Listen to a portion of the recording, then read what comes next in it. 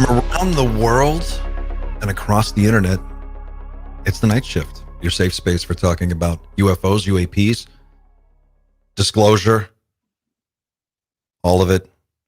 It's been a complicated week.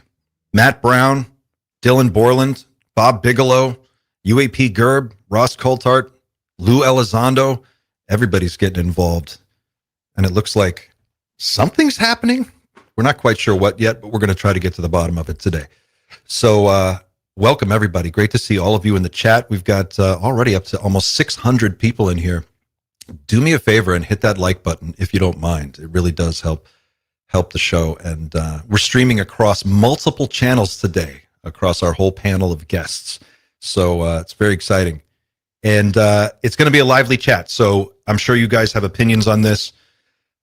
Disclosure is apparently well underway, but it could go either way right now. And, some people are kind of upset about the direction that things are headed in. So we'll talk about that in a moment. And also, don't forget to go to doomerfriday.com/vote and keep that browser open, because as the show goes on, we do tend to get doomier and doomier, and you'll be able to vote on the doom meter. We are at a doom factor of 2 right now. And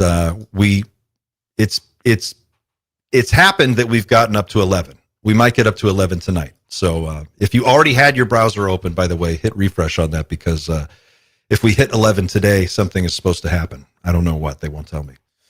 All right, guys. Let's say hi to our panel.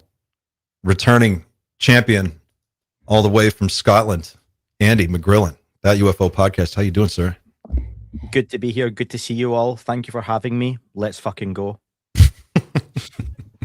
And of course, we've got Pavel from Psychoactivo and Xander, proprietor of the Dreamland Motel. And we have a lot to talk about, guys. It's a busy week. Slow week. It's a busy week. Just when you think you're going to pack it in and give up on UFOs, we get one of these. Where should we start? You're the host. Well, if you put it on me, how about the Bob Bigelow? I started out, okay. This is how last week I was my mind was just being blown away by the Matt Brown interview on Judicial Watch. That's what I started with. Okay. So I'm watching Matt Brown on Judicial Watch. And what was really interesting about that interview is the way that the questions are asked, because it's Judicial Watch and they're speaking the same language.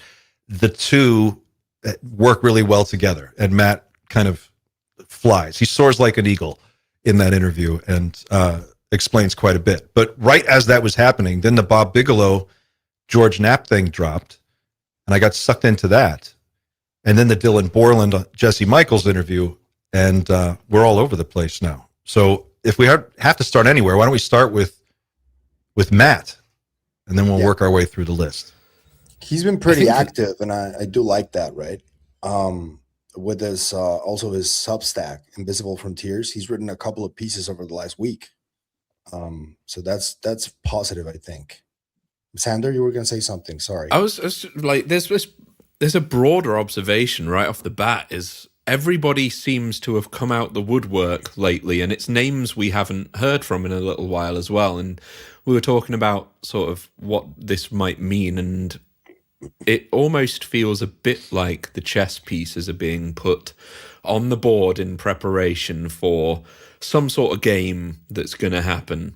And it feels like everybody's just making sure they're in their right spot. They've got their positions known, so that whenever whatever happens, they've got their camp. Yeah. Yes. And this, all of this this. is, I think this is, essentially we're seeing it playing out, because, and Matt is a big part of that, because he was the one who was like, I didn't hear no bell. Deep state disclosure is dead. And it was like him just straight up challenging, right? And, it seems like the deep state disclosure, whatever he meant by that, to me, that is the controlled, sanitized disclosure that we're getting. To me, that is what that is, right? And I don't think it's dead. I think it's going exactly as scheduled. And people who don't agree with it are doing their best to present what they have right now. Remember, we got the midterms coming up.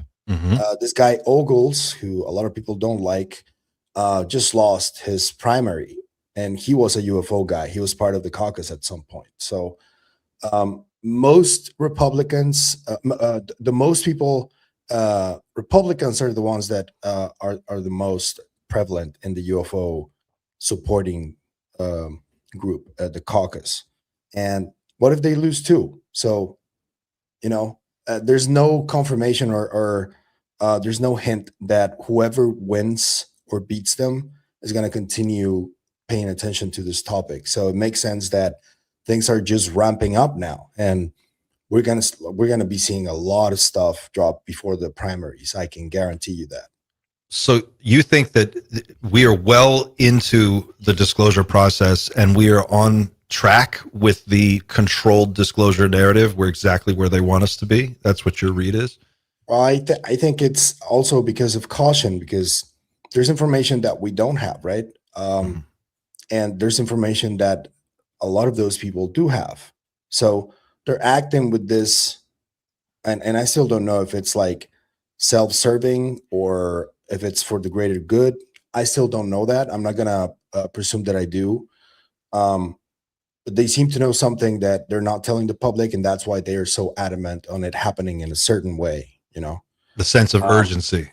Yeah, and Matt thinks that the Band-Aid should be ripped off. That's what I think, and I think that Dylan is in the same camp. That's why they're working together. But seeing the Bigelow interview is like, he seems to be on the other camp, that they want it controlled. He even said, like, President Trump should just say like a little phrase that he mentioned, and that's it. He shouldn't give out any more explanation. He shouldn't give out a speech, or he should just say this on Air Force One. Yeah. And that's it. I'm like, huh? Bigelow Disclosure? What the fuck? I have so many questions about that one. We'll circle back to Bigelow in a second. Andy, what do you think is going on right now? We see a lot of activity. All of these different names and faces are coming out of the woodwork, and it seems like there's a real showdown happening over what kind of disclosure are we actually talking about here. Is that your read? What do you think? What do you make of all this? So I get the look that there's people are moving into place, and maybe chess pieces are being moved around the board.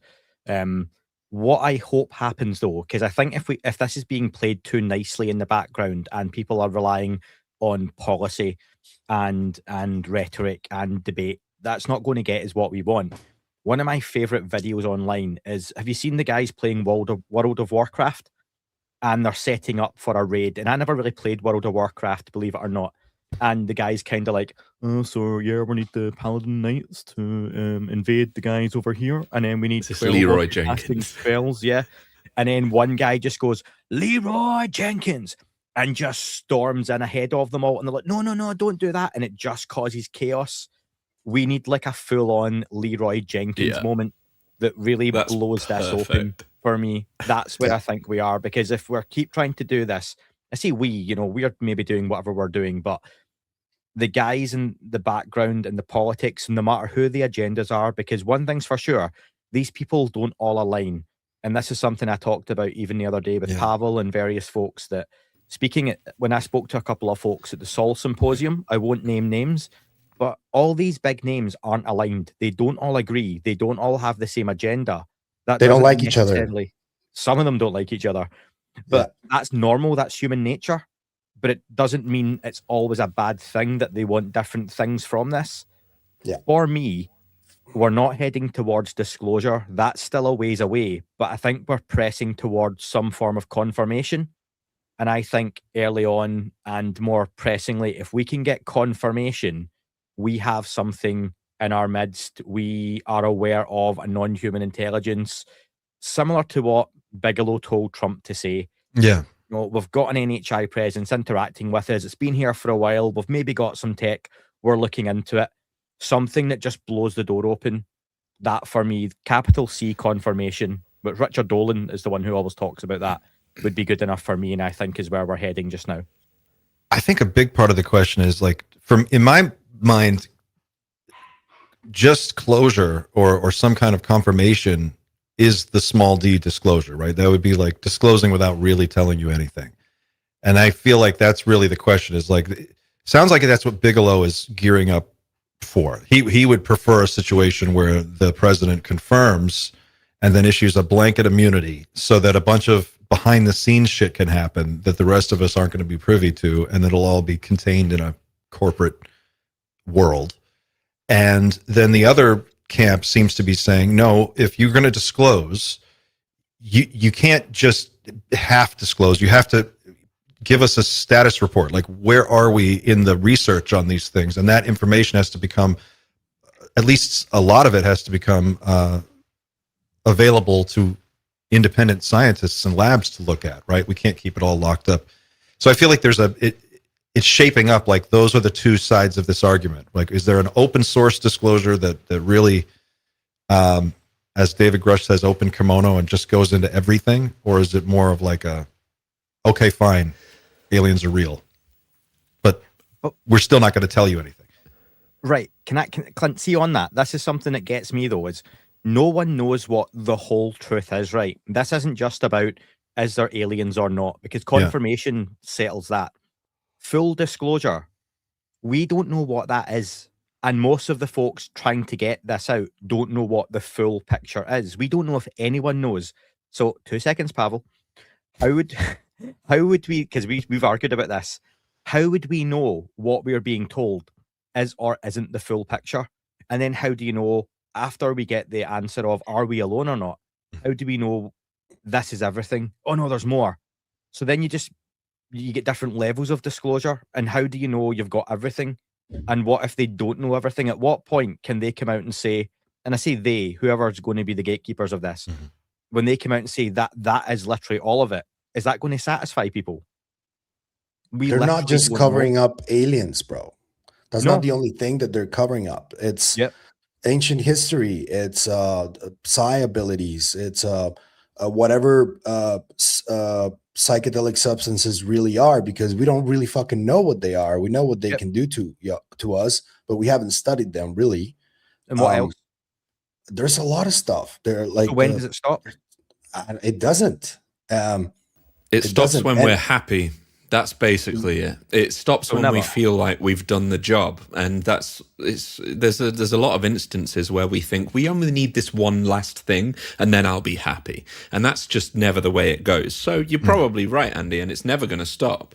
I thought the Leroy Jenkins analogy is brilliant for a few reasons, because I think it might be the case that they're trying to figure out a way to do any kind of disclosure that simply must happen for a variety of different reasons, that avoids the Leroy Jenkins moment. Because if you've seen the rest of the video, you've seen everybody dies. So they're probably trying to avoid the Leroy. And it's kind of evidenced by the fact that we got Tranche 5 today. Clearly, legacy programs are not playing ball still. Like, they have a secret. They still want to keep that secret for as long as possible. So that's going to continue. The tranches are going to continue to be disappointing until many of us lose interest. So the Leroy Jenkins, in my opinion, is not government related. It's not legacy program related. It's a whistleblower is Leroy Jenkins right now. That's the option for the whistleblower. Is David Grush the Leroy Jenkins? No, maybe, but whoever it is has to come with the defining evidence that we need. Can I tell you why not? Yeah, why not? Because I think he's been interacting with people like Mellon or Lou for a long time, and even if he's earnest and he has the best intentions, he's already tangled up with them, and he can't really get out of it's a symbiotic kind of relationship now by this point. And I think that's a problem, because he's also constrained like they are. And to me, we need another moment like Snowden, but with this stuff. And I know that the repercussions of that, let's just look at what happened with Snowden. Like, he essentially jeopardized a lot of agents who were operating abroad for his country, which that's what pissed people off, right? But Um, the reaction from the people to that event, I think it could have been bigger, but I don't know if there's only one person that I can think of that hasn't gone through Dobser and is not constrained like the majority are. So in the land of the blind, the one-eyed man is king, okay? So if we have got these folks that we know right now, Grush, Elizondo, Melon, take your pick, right? Whoever you want to pick your champion, pick your character, your avatar. Maybe they can only take us so far. And I would love to, I'll ask Pavel, and if you guys want to give me an answer. If we say that at the end of the day, the ultimate, sorry for the noise, the ultimate gatekeeper would have a knowledge of 10 and they know the most of anyone. Realistically, where do you think Grush sits on the scale of 10 being I know everything about what's going on to 1 being your average member of the public who doesn't really care? About a 7. I'd say at most, yeah. So Yeah. there comes a But point isn't that these guys better are like, than I mean, any information that we can get is good. The idea that we're going to get to the absolute end of the rabbit hole is ludicrous. I think everybody understands that. No one expects us to uncover all of the secrecy all the way down to the very last person. But if you have a guy, and not just one person, but multiple different people telling you all the same thing, look, there are craft, there are bodies, there are multiple different types of bodies, apparently from different places. Maybe there was contact that was initiated with some of these. Maybe it was formal contact. You even have Dan Farah talking about the Holloman Air Force Base landing being possibly one of the things they might actually release because there's a rock solid chain of custody. They could pinpoint that in time, say this is an actual meeting that took place. But like, once you open this can of worms, we're just going to have to keep digging forever. I don't think there's any.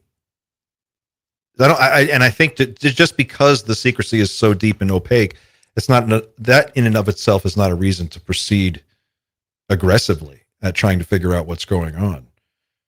I think the messaging around this is just so confusing because on the one hand, you've got Lou Elizondo accusing UAP Gerb of being deceptive, right, on News Nation. And UAP Gerb was saying Lou Elizondo has this tie to the legacy program and this is what's going on.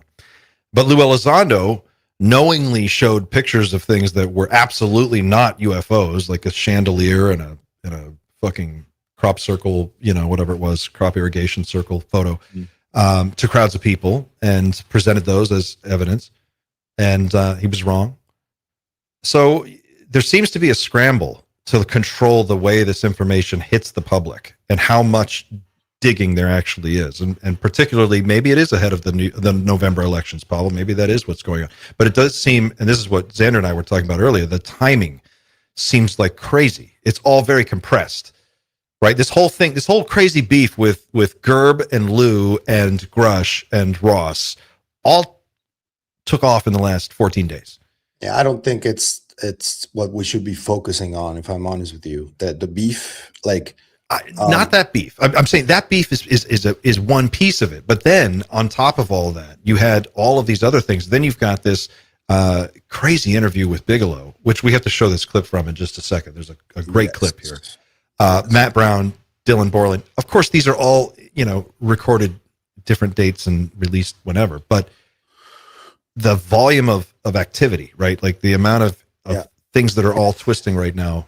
Can I add something real quick where the frustration for a lot of people comes from that I think? I don't know if you guys remember when Matthew Brown was at the Disclosure Forum event and when he started talking about experiencers. Mm-hmm. Frustration comes from there because there's a lot of people that have been going through shit for many of them their entire lives, and they have been gaslighted for their entire lives about it. They've been told that it's not real, that it's their imagination, that they have schizophrenia, and the government is essentially not willing to tell them whether it's related to that or not. And And I think that's where a lot of most of the frustration from the people come from, because they've been having this fucking contact with the phenomenon for a long time. It's been happening for millennia, and it's hard to explain. Some people have misinterpreted it, and still do. And not getting, if the government has any type of information about that can clarify for them what's going on, that's where the frustration mostly comes from, I believe. Yeah, there's just so many open questions here. Like, for me, the whole idea that we've been knowingly misled by our own government for so many years is reason enough to want to find out who the fuck was behind all this. Like, what names are involved, what people were involved, like what was the justification for all this. We hear whispers of these rumors that it's like, well, the situation is so bleak. If you actually knew, you would, these guys are heroes. So I've heard this thing lately.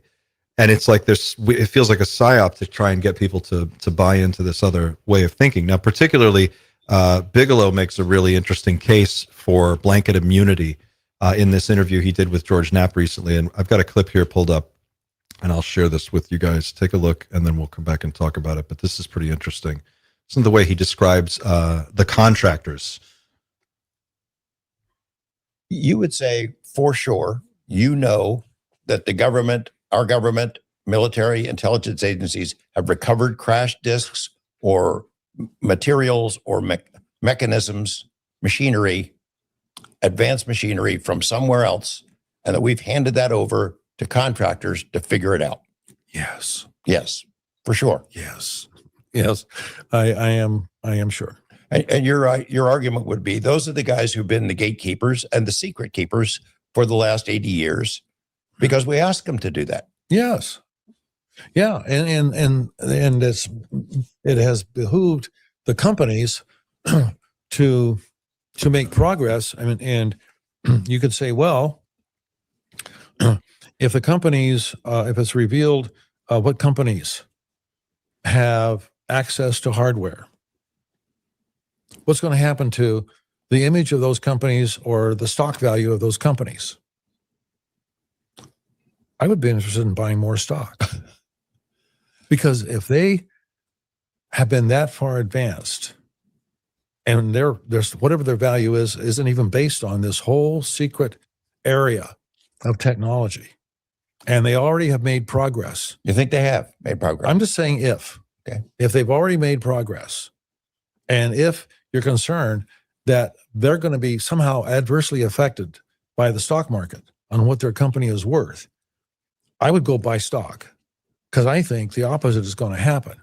I think it becomes a company of real interest in terms of, wow, they have a future that no other companies have.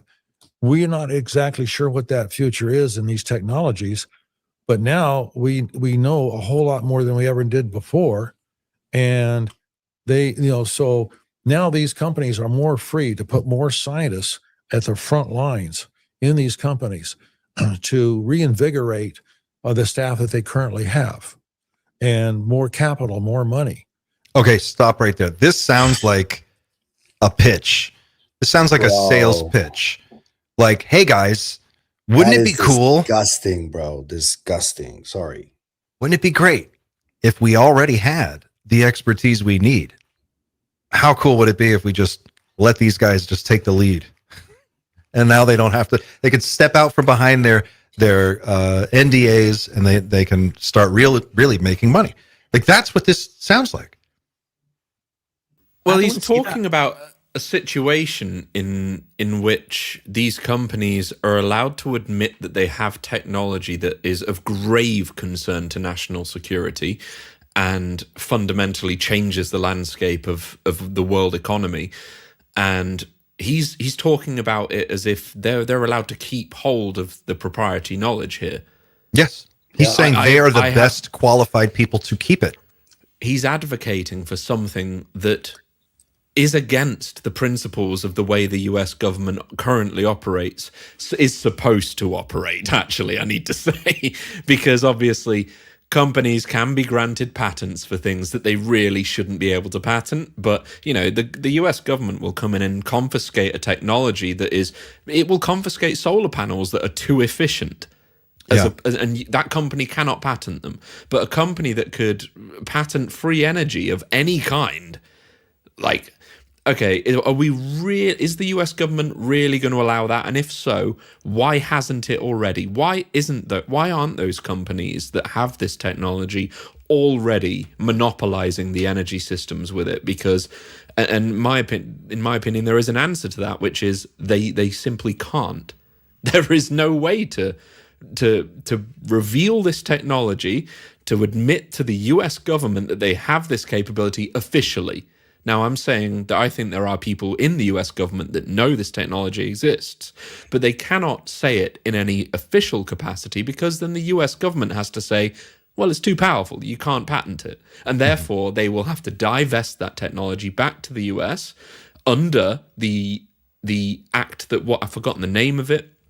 There is an act that is used frequently every single year. Hundreds of patents are confiscated under this act for being too powerful. This is the most powerful one. So there's no wonder to me they haven't monetized it.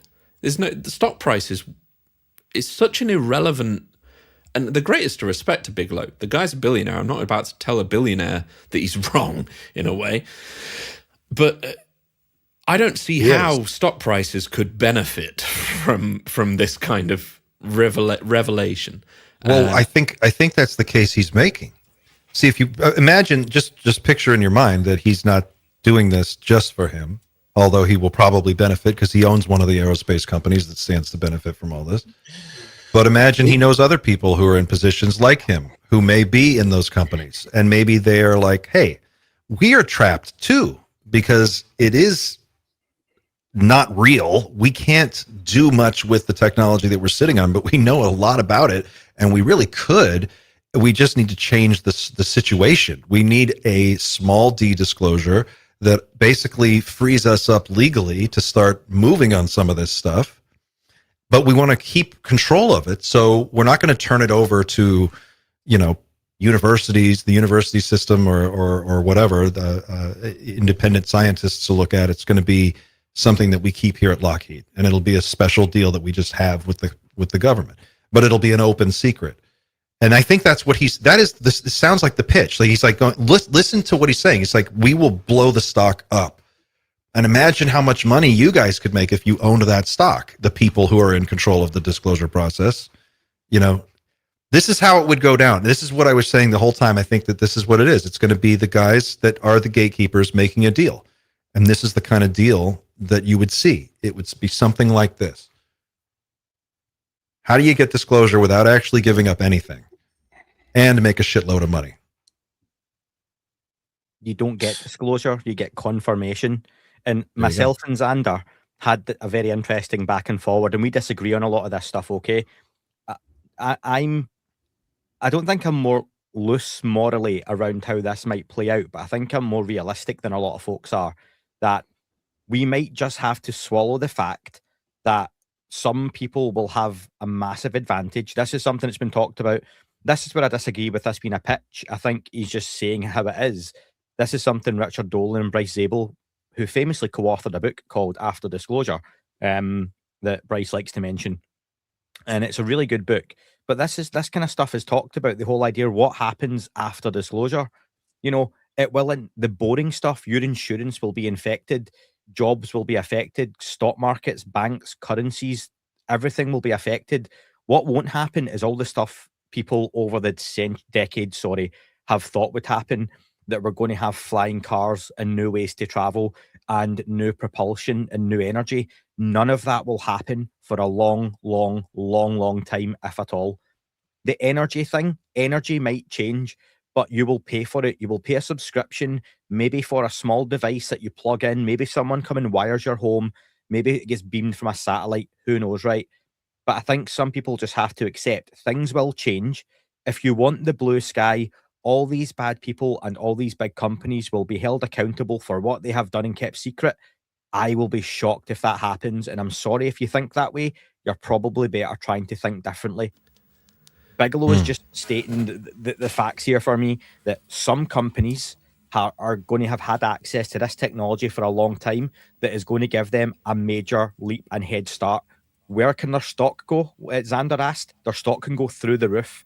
Sure. So if you're company A that has had a flying saucer for 40 to 50 years and working on it, and you're company B who hasn't, and right now you're kind of neck and neck in terms of like industry leading, company B's irrelevant overnight if that comes out, because company A, whether they like it or not, is just leaps and bounds ahead of them.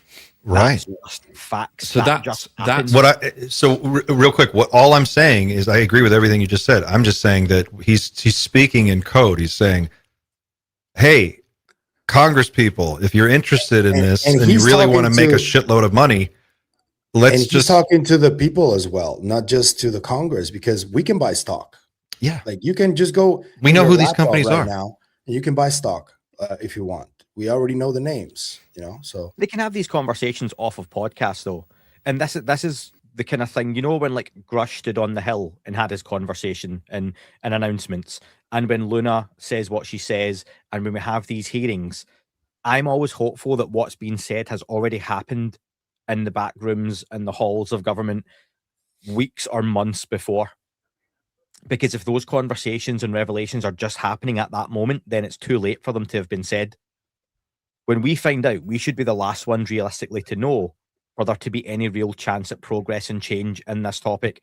The same way when they come out and say, we've heard there's a UFO too big to move and Burleson's going to ask about locations. Burleson hopefully has done that months beforehand and we are now just hearing about it. When you watch like the Ocean's 11 movies and Ocean's 12 and Ocean's 13 and they talk you through the heist, but then you find out actually the heist already happened yesterday. So the heist you've been trying to stop happening was 2 days ago. That's what has to have happened for there to be any progress here. So, and regarding, Xander made a really good point about, how government should work. See, as and when this starts to come out, is there not arguments that governments will need to change how they work? Because the systems we have and how we work just doesn't comprehend and compute this. So I guess the only thing I would say in response is I think your response is the way this is going to happen. Like, I fully believe that the realistic approach is the best prediction we have. It's just aspirationally, if there is a time in history to really make a meaningful change, it's this moment. So I'm trying to talk in terms of the other end of the spectrum, not purely hyperbolically, but as I think I said to you earlier in the week, it's something to strive for more than anything else.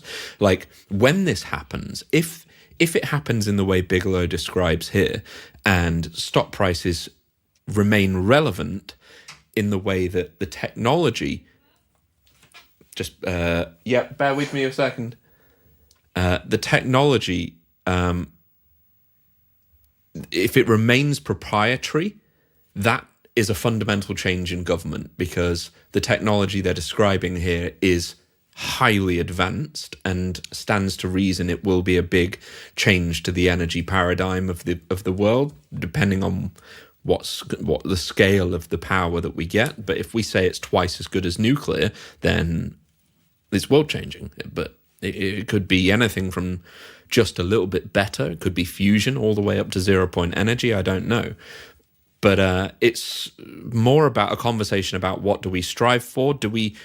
Is the win the fact that stock prices will go through the roof, or is the win that we could potentially eliminate poverty? And I would rather go for striving towards that. It will absolutely be incremental and very slow as a process, but there is also the danger that if we allow this technology to stay within these companies and patentable, then we get ushered into a cul-de-sac of absolute complete control where they have dominance over the energy of the entire planet and a legal document to back it up. That's the one thing I want to avoid more than anything else. I think I'm going to say goodnight to my daughter, but food for thought. Good night. I think you guys are both saying more or less the same thing. And I think I am too. I just want to point out there is a presentation that was just shared by the Disclosure Foundation. This is on, where is it here? Disclosure Forum 2026. Here it is. Technology and innovation, research, industry, and what comes next. Moderated by Mike Gold from NASA. And it says here, this is just the description. It's like Miller discusses Confronting Unknowns program convened at MIT, which brought together participants from the military, intelligence community, aerospace, journalism, technology, and other fields to examine how frontline operators make decisions under conditions of certainty. But how can research institutions, industry, investors, government turn unresolved UAP questions into credible technical programs, better instruments, and practical innovation? Okay, that's what they're talking about at this forum. The Disclosure Foundation is made up of, this is their board, Chris Mellon, Jordan Flowers, Anna Brady Estevez, Eric Davis, Tim Gallaudet, Mike Gold, Avi Loeb, Matthew Pines, Harold Putoff. And Matthew Pines owns a company called Psi Inc., which is physics accelerated by superintelligence. Basically designed, this whole company is based on the idea of just making superhuman progress on materials research by using superintelligence to do physics work. All of this stuff to me is happening because they know that this is a foregone conclusion. Like, it's going to happen. We're going to be in a post-disclosure world soon. We're already in that process. Carl Nell told us that. Carl Nell, 30 years at Lockheed Martin, all the Fortune 500 companies here, Bell, Lockheed, Task, CACI, Ensco, Northrop. They're the ones doing this. I think this is it. This is happening. And once it happens, once the transition happens, there's going to be a whole new field of research and an entirely new industry that's going to be built on this. It's like huge. And what you're seeing, I think, is everybody involved in this process that has advanced knowledge of where this is going to go, and maybe in 2 years or 5 years, whatever time it is, they're getting their ducks in a row so that they are in position for that. Yeah. So I think that's all I'm trying to say is, like, you just watch the business moves here. This is very out in the open at this point. And then just look at the players involved. When I spoke to Danny Sheehan, we talked about how at this point in time, there's an old guard that is literally dying out, who are at the heads of corporations, that, you know, guys who you may see their names now and again, you may not, who are 80 plus, 90 plus, and their successors are all being lined up. And that can be academia, government, science, business, the corporate world, you know, the private aerospace world. And it's just this time where Danny believes, and I think it sounds fair enough, that you have people ready to take those places. And when you have that kind of chaos and change, maybe that's what we're seeing, that jostling for position. And that means some stuff's going to go, some stuff will be kept hidden, and some stuff won't. And maybe we get some, and this is where I'll keep coming back to, if we can get a confirmation, that'll be huge progress. We're not going to get all this, a leap in technology, to be honest, because right now you've got the US and Iran situation. Take any number of them, right? The US don't want Iran to have a nuclear weapon. Are we saying we're going to release, or they will release technology to even the Western world that is this super mega advanced technology that is going to blow everyone's mind, and they're going to start dishing this out commercially? So what if you can blow this stuff up and wipe out a city? You can't trust people or governments, it seems, and only certain countries and superpowers want everyone else to have certain things. So you're going to think they'll release a car that never needs any fuel in it. Or, again, I know it's like a blue sky, but flying cars, we're going to get flying technology. What, did you remember 9/11? So now everyone's got a car that can fly into whatever they want. No, we're not going to get this. Humanity, civilization, Western society, as advanced as it is not ready or responsible enough for that, let alone other societies that would want to come in and use that for all kinds of horrific means. So I don't almost see the argument for the technology stuff being all of a sudden bang overnight. I think it's not even that complicated. I don't think you have to go that far. I think you just have to go, look, the biggest problem in the world right now is energy. and solving it is going to make a lot of people a lot of money. And if you're sitting on technology that can solve the energy problem, it doesn't, you don't have to give every secret away. You just have to be in control of that, of the patents and the technology, and be able to have a deal with the government where you can kind of make those moves if you have to. But I think even more than that, more interesting is like the question of, do we have contact with another advanced, do we have ongoing contact with another advanced civilization that is not on this planet, or that is on this planet that is more advanced than us? Is that happening? I think like that's the only question I think is really that matters at this stage. Is that, Can I ask? Yeah. What if then? And I'd love to know from all of you, Clint, because this is the kind of shit I like. Okay, Yeah. If we get that, say in the coming weeks or months, we get confirmation, we get the statement from Trump. There is an NHI presence. It looks like we've got enough evidence of that. We're looking into it. But yeah, that this is real, and it's a kind of a new future ahead. And that's it for 10 years. What we literally live with that knowledge. That's all that changes. Why wouldn't that be realistic? Because more questions are gonna inevitably come in, and even Fine. from other superpowers. Because after that statement is made, other countries are gonna go like, they already made the statement. How much do we want to disclose? I imagine the same. I don't think that once confirmation happens, it's all just gonna go completely silent. I highly doubt that happens. If Trump opened that can of worms, then immediately in November, there's a congressional election that has to take place. Then you're going to have the 2028 presidential election. There's no way that doesn't come up. That becomes immediately a core issue for the next forever. For whoever's the next president forever, that's going to be what is our alien policy? What is our NHI policy? And even if it's not alien in the traditional sense that we might think of the term, this president or the next president, but some president soon is going to have to deal with a world that has some kind of super intelligence on it. And we're going to see that anyway. So it's like, if we can at least acknowledge that this is real, and we can get past the question of like, we may not address the issue of all the technology we have on standby and how advanced it is and what we know how to do and all of that. But if we know, look, there are 4 other advanced civilizations. We're in contact with 2 of them. The other 2 we don't have contact with. But the 2 that we do have contact with, one of them is neutral. One of them, they kind of like us, actually. It's interesting. I would, that's, wow. If that's the only thing I learned for the rest of my life, I would at least be like, wow, we got that. We're not alone. Here's what they look like. Here's a video that we shot, or some film that we shot at Holloman Air Force Base of this meeting taking place. I don't think we get that much. The thing is that I don't think we get the whole. Even if it's contact just thing. confirmation, bro. Even if it's just confirmation, I'm telling you, people who are experiencers, who are contactees, abductees, those are the ones that are going to come out. Okay, so you now confirmed it. So can you answer me this question, please? And it's a lot of people. It's not going to be quiet at all. And there'll be a lot of liars and grifters. Let's use the G That's word. true. Because then That's you will true. get a lot of people making this up, and a lot of people with mental health issues coming out and saying, I've been abducted, I've been this, and they haven't. I'm not saying that's all of them, but you will get a flood of people. How many celebrities right now could you name that straight away would have podcasts talking about their abduction experiences, just talking shit?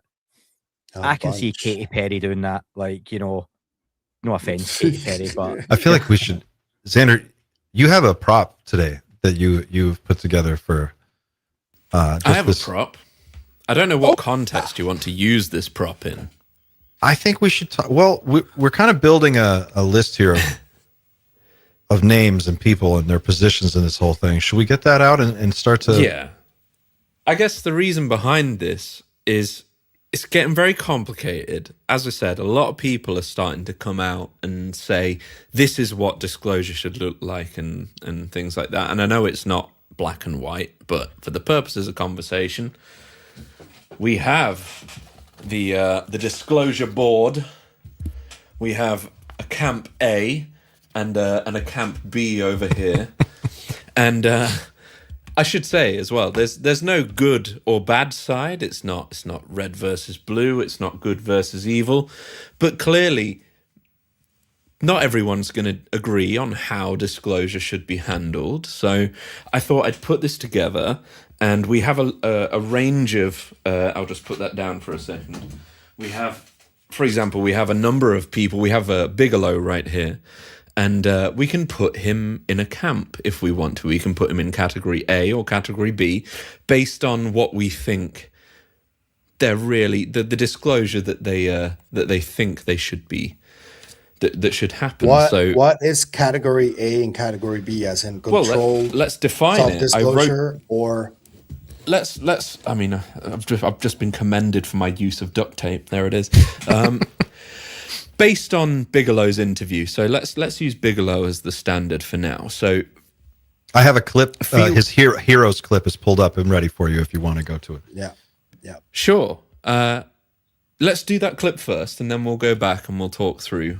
It'll make your what we point. think. Yeah. Okay. I think so. Here we go. Bigelow. Bigelow's channel is back up on YouTube also. That's Yeah, worth I just saw that. Would laugh at that. Here we go. Images and so on. And the gatekeepers, I've told people that there are heroes of a different kind. A lot of people would laugh at that, but it's true. It's true.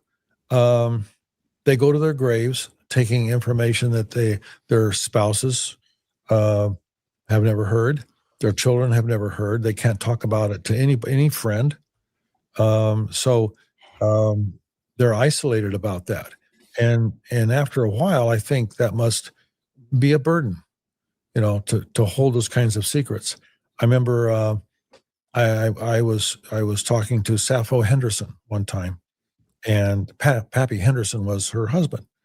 And she said, well, we were in the grocery store one time, and there's an article in there in one of the magazines about it's finally been revealed about ETs and aliens. And they're in the line, getting their groceries. And he says, oh my God, Sappy, he says, I guess it's out now. I can actually tell you what I've been doing all these years. He was one of the pilots of one of the cargo planes taking from Roswell in the crash retrieval of Roswell in 1947. And so, and then she said to me, well, later, and her daughter was there too, as we were taught, she was relating the story. He had since passed away, but she said it was so funny because he said, I wasn't supposed to know that because the article really wasn't an expose of fact and of truth. It was like the Weekly World News talking it about was Roswell. just a cover story. Heroes of a Read it. different kind. There we go. Oh. Sorry. Sorry, Sandy. That was heroes of a different kind. No, that's good. It kind of mirrors sort of the sentiments that I got from this interview on the whole. I've written them down, but I should say as well, this is all done in sort of good fun and just trying to sort of get a lay of the landscape. Like, I really respect Bob Bigelow, and I don't think like he's bad or anything like that. But we're just trying to establish what people think it should happen. So I guess we could say we've got blanket immunity, legacy programs, quote, ain't so bad. That's basically the heroes comment. Bigelow has said before in a few ways, soft disclosure, the way he recommended Trump stand at the steps of Air Force One and deliver a very, very limited statement. That's a very soft disclosure. And technology stays proprietary, which I think this can change over time. But I think for now, that's what Bigelow said. Correct me if I'm wrong. Let's just say that's A. We'll stick that up here next to A. And we've got Mr. Bigelow, and we'll stick him right there. Yep. There we go. And it's begun, ladies and gents. I wonder if, by the way, I wonder if he said that. He was like, just say it on your way into the plane, right? Turn around. He did say that. That's the way say it. Because, well, I wonder if the reason he did that is he's like, and the part he didn't say is, I'm sitting on a shitload of this stock, and 5 seconds after you say that, I'm going to be able to make a lot of fucking money. That makes sense. Think about it. Yeah, Clint, he wanted him to say it. You know, when he stands at the curtain at Air Force One, Mhm. he said he should do his little media Q&A, and then literally as he finishes go, oh, and I've just got to tell you one more thing, NHI, craft, and then bye, close the curtain. That's what he said he should do.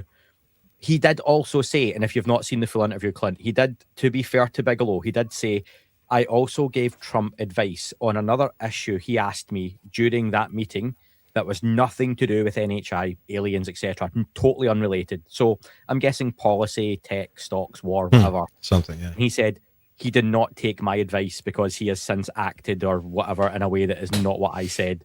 So it's not a case of he's trying to say he told Trump to do something and Trump will definitely do it.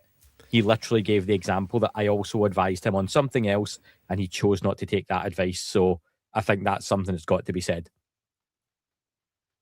D-Nitz says Bigelow has a wealth of knowledge, and that Bigelow podcast logo gives me hope that he is ready to share that knowledge. Am I right? Thanks for the super chat. Writ of Habeas Corpus says, making a game of this was genius. What a segue. We should segue to the sponsor. Which sponsor? Is it Segway? Oh, Is the one. The Segway scooter? No, the lovely little bottles you've had. Well, this isn't Oh. a full, it's not the full thing yet It's not a because we gotta, this is just a quick shout out to our friends at Chattanooga Whiskey who sent us some of their, this is called Intergalactic Comet Crusher. Top secret, eyes only. And we are waiting. We're going to do an on-camera tasting, but we're waiting for Xander to get his bottle, and we don't have Dan here. So we were going to do an official thing. We're waiting until that get everybody together. We will. We'll drink it for the first time together. But thanks to you guys for sending this. This I'm is already halfway through, guys. I can't wait. To Chop, try chop. it. I'm waiting for it to go through customs. I think. I don't know. That was the last I heard. But yeah, I've got to pay those taxes on those imports, those tariffs, those lovely Trump tariffs. Clint, I just want to, can I ask permission to just mention a sponsor of mine really quickly? I hate to Sure, do of course. this, No, go ahead. but Atlas of UFOs is a book that I wrote. And has been I out got for my some copy. time. If folks want to grab a copy, it's available on Amazon across the world and all good book resellers, and and I do sign copies too if you want to email me and get a copy. But that's Atlas of UFOs. Yeah. If you don't have a copy, you're a bit of a loser, really. So, and it's really heavy, so that's good for hitting folks that break into your homes in these testing times. Yes, it's a good weapon. I've tried it. Have you seen the movie The Purge? Yeah. Yeah. When all crime is legal in the US for 24 hours, that's coming clearly given the state the US is in. Any This is minute. really good for knocking someone out. Like you will knock someone right out with that book. So yeah, thanks. Cheers, Atlas of UFOs. It's a weapon for the. It's a weapon for the purge. You can Still got literally this. This weaponize. You can weaponize curiosity. Yep, there you That's go. right. I forgot we had And that's that. for if you survive the purge. This holds my mic, my headphone cable out of the way so it doesn't interfere with my mouse. I just kind of put it off to the side. Is that a So- replica of the Kingman UFO crash? Is it something like that? It's the, That's the, what is it, the booger. The Booga We'll get Sphere butt plug. butt plug. There you go. This is when we do an official contest, this is going to be the trophy. We're going to have like the gold, bronze, silver. We'll do these. There you go. Thank God there's no scratch and sniff yet. Smell-o-vision. Yeah. We should talk about the Dylan Borland, Jesse Michels interview. Yes. We haven't even gotten to that yet. Yeah, we should. I haven't seen it yet. Go for it. And I folks. think you that haven't we- seen it yet. I've only seen the clip that we're going to talk about. Ah. I was relying on you guys to fill me in on the rest. It's And a I think 3.5 that we can- hour interview. And I think Yeah. it's safe to put both Dylan and Matt on the other side of the board, right? Well, let's define that then. Let's watch some clips and define it for the time being. And again, this stuff can change, but I agree. I kind of the sense that I get from Dylan is and Matt is the let's rip the band-aid off. Let's share some of the truths like right now. I don't believe that you could characterize what they're saying as an advocacy for any sort of soft disclosure. Then again, I don't know what position they're coming from. So I don't know. Pavel, do you have any deeper thoughts than that? Well, I think that they're trying first and foremost to attack the crimes that were committed, according to both of them, and that has to do with, at least a lot of truth not being hidden, as I think that the secret keepers and gatekeepers would be keen on to cover the crimes, not get in trouble. And I completely get that there's a lot of people probably that committed crimes that are no longer alive, because there was a lot of stuff that was committed back in the 50s and 60s and 70s. But I think that there are still things happening right now that need to be addressed, and that's the issue. That's what some of the other parts don't want, because in a sense, I understand Bigelow's logic. I just don't agree with it. He's talking about they did it for the greater good, but not given any context as to what that greater good is. And also, I mean, these people live in a different reality than you guys and I do, because we're just normal civilians. These guys are in the highest spheres. They're billionaires. They deal with government all the time. They think differently. They have a different perspective of life. They just live in a different reality. We just don't see eye to eye on a lot of things. And I think that needs to be also highlighted. And I think that Dylan and Matt are also just regular people who were part of government and in lower positions, and they saw some shit that they probably shouldn't have, or and that changed everything for them, and that caused some of these crimes to be committed against them. So that's where they're at. And if that means ripping the Band-Aid off or part of it, I mean, are those crimes going to go unanswered? I don't think that people are going to be happy about that. I think one of the big phrases I heard Dylan say again and again in Jesse's interview is a little bit softer than sort of revenge. It's restitution. He used the word restitution more than anything else. So it's making right what was wrong. And that doesn't just mean punishing those that were that have been up to no good, but it's also making whole the people. And he's speaking from a whistleblower's perspective. Both him and Matt have had their lives effectively ruined. And I heard the story about Dylan's the clearance limbo that he's currently in as a result of bureaucracy is insane, because it means he can't get a job in what he's trained to do.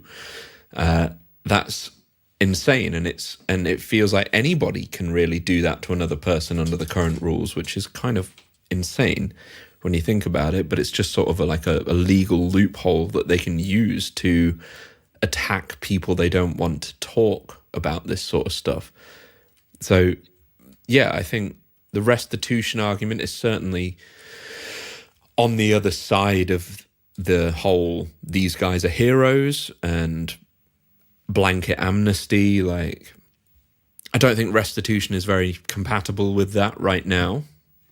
And certainly pulling the Band-Aid off is definitely not the same as Trump saying a one-line soft disclosure and not taking any questions. I think they are definitely very different. I don't know, what other sort of conclusions did you get from Dylan's interview in particular? Well, there's this weird exchange about who's actually in charge of the whole situation, which I think is maybe worth mentioning. And we've got this clip pulled up here. Let me see if I can. Hang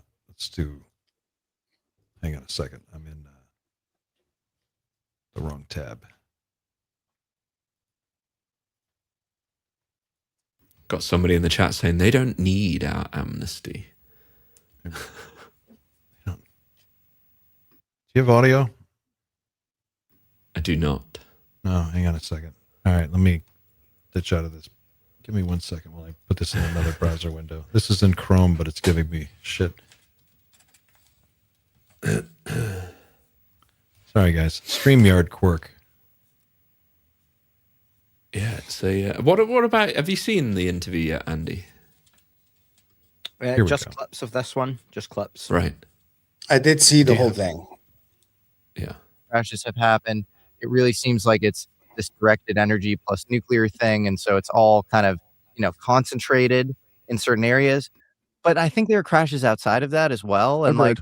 so you get into this weird thing where it's like, is the non-human intelligence in control of the cover-up too? That's it. Absolutely, yes.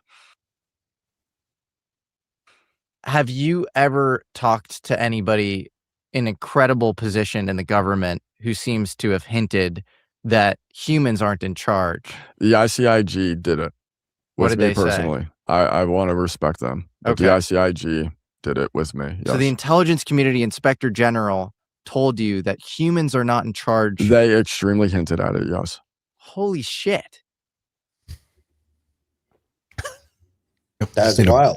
a button of Jesse going, holy shit. Just hit that. And I That think is that was crazy. Thomas Monheim. I think it was. They hinted at it, yes. That is insane. That's insane. And then you think of the fact that Chuck McCullough is involved in this topic and really helping out on the whistleblower side. And he was the first Intelligence Community Inspector General. Chuck is a beast. And I think we talked about this last night. I have nothing but respect for everybody who gives a damn about our nation and who cares to serve it. God, family, country. Dude, that is wild that the Intelligence Community Inspector General in this role is basically the judiciary for the Intelligence Committee, right? They Like are, but keep in mind, yeah. that's the IC, not the CIA, not DOA. You gotta Okay. remember, those are separate IGs, just like the DOD IG is separate. So Okay, we'll stop there. No. You got to Keep keep going? it going. There's a part where What would he's the using hypotheticals. Oh, be privy to that might allow them to say with authority that humans aren't in charge of the government? I want to be very careful and very respectful. This goes back, if you listen to the weapon. See, again, Jeremy and George and I and Matt, all of us have said things and laid groundwork for years to come because we have no idea. We could die tomorrow. So we're all trying to get this out and have a baseline and be respectful and not go crazy like I'm partying with aliens in Washington, D.C. crap. What I said in Weaponized was you can tell somebody knows something based on the questions they ask you. You respond, and the next question they ask you is very telling. So hypothetically, Jesse, let's say you ask me a question and I say, yeah, I've seen gray beings, traditional grays. If I said that to you, your next question is be like, when, where, how? Hypothetically speaking, let's say I say that and your next question is, well, where did they come from? And then I respond, well, I don't have an answer. I think they've been here a long time. And the very next statement is, well, who do you think is running the show? Hypothetically, let's say that happened. That's wild. That is so crazy. And it's especially crazy given that, David Grush gave them all sorts of documentation from his experience on the UAP task force where he looked comprehensively With into 40 witnesses. Let's be clear. Dave brought 40 witnesses who were on the program. And Matt and I were not a part of that. Lou was not a part of that, to the best of my knowledge. Stratton, Lakatsky, this whole list. And they Barber. called his complaint urgent and credible. They did. And so they're calling his complaint urgent and credible. They're telling, hypothetically, they're saying, who do you think is running the show? Which is wild. This brings me to another question. okay.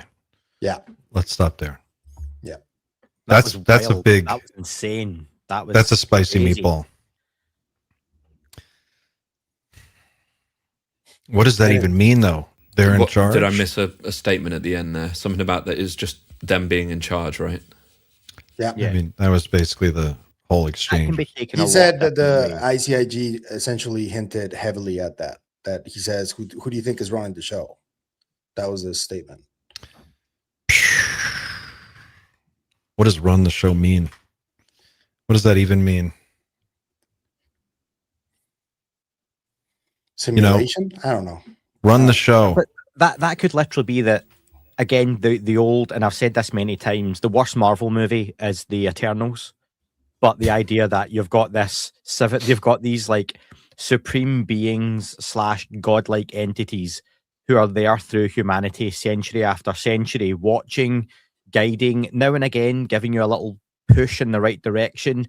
Maybe as one civilization rises, another falls. They are there to, there's some fire, there's a different type of aluminium alloy to make a weapon. They just nudge you along the way. There's fiber optics, whatever it may be. That could be they're in charge. They make the rules. They decide how this goes. They're giving us, maybe they gave us AI at some point, decades ago. Maybe they gifted AI and that now we see it commercially because it's clearly been used for a long time before that. So it could mean that. I think people taking it literally that these beings are some kind of shadow government running the planet, I don't think that's what he means, as wild and crazy as Jesse likes to say it is.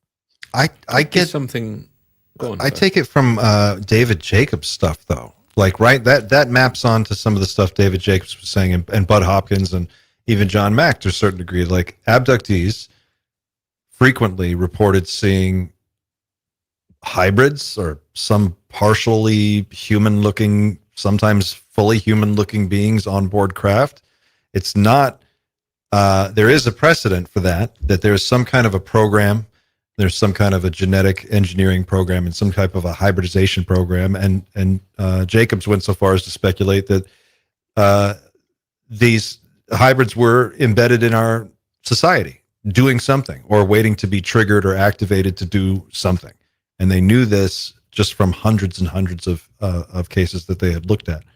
So it doesn't seem impossible for me to, I can connect those dots. I could say, well, why were the Greys always seen as part of the hybridization program? It's always with Greys. Greys are always involved in some way. Are they making hybrids? And then do they have people embedded in our, this is what the Supreme Headquarters Allied Expeditionary Force, whatever it was, SHAFE headquarters, the report that they had in the 60s said. There were beings that looked just like us. There's a lot of different commentary there, though, from different areas of people involved in the topic and levels of research that I think would be granted different levels of credibility. What I find interesting is tying some of those conversations and what Dylan Borland said there into this idea that a lot of this comes in cycles, and that they can either predict these cycles are going to happen.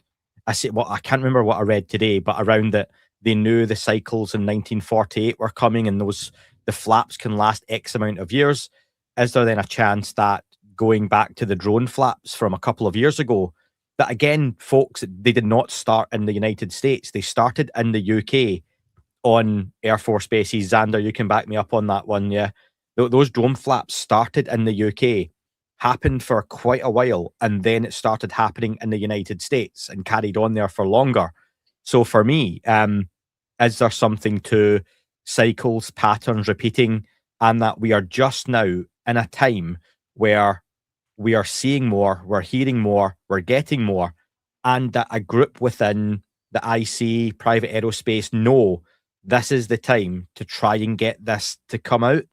Because if we don't do it, maybe now, next year, the year after, perhaps it's not an end of the world scenario. It's just a case of this will go quiet again until 2040, 2045, 2056. That could be the case. And it's more opportunistic that they're doing what they're doing now, not because of a doomsday scenario coming down the line. I think a lot of that talk, and Elizondo said it quite a lot, something's coming, that I think that's nonsense. And I know various folks have disagreed with him on that, and others who have said it. I think it's sensationalism for sensationalism's sake, and clicks and whatever, and engagement, which he accused Gerb of, let's be fair, and that's just my opinion. I think what happens is more likely is there are patterns and cycles to this. We are in one right now. That's perhaps what some of the drone stuff was. That's what a lot of maybe the Nimitz Princeton stuff was the start of it. Who knows?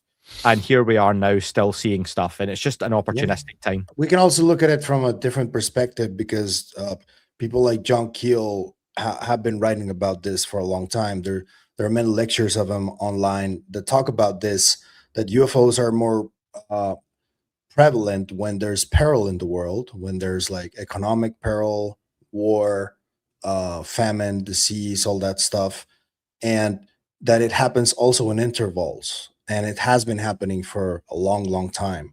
So right now, look at the state of the world, and sightings have increased quite prominently. In the 70s, that was a huge decade for, and look at the state of the world back then. There were nuclear weapons being detonated for a long time. You know, like it was obvious that there were going to be sightings like that. So I think that there is a good opportunity now, but I don't think that sightings are going to stop in any way, and contact experiences and all that, you know. But it could change. Imagine you were an NHI. Imagine you were another species coming to this planet and you want to study Christmas, but you don't quite know what it is. But you know that at a certain time, all these lights go up, things change, the weather changes, and you're trying to study why this is, what's happening. Look at these lights, look at the way these people react, behave, their whole society changes. That would be so weird. Everything looks different. There's a different feel, but then it goes away. And you'd be looking in February, March, April, May. Where the hell's this Christmas thing? They're all behaving differently. They're not talking about this guy, this God, these presents, these lights. The decorations aren't there. The society's changed. And then all of a sudden, again, 12 months later, 11 months later, it starts back up. It's just a new cycle. There's another chance to study, another chance to watch, to research, and you learn a little bit more.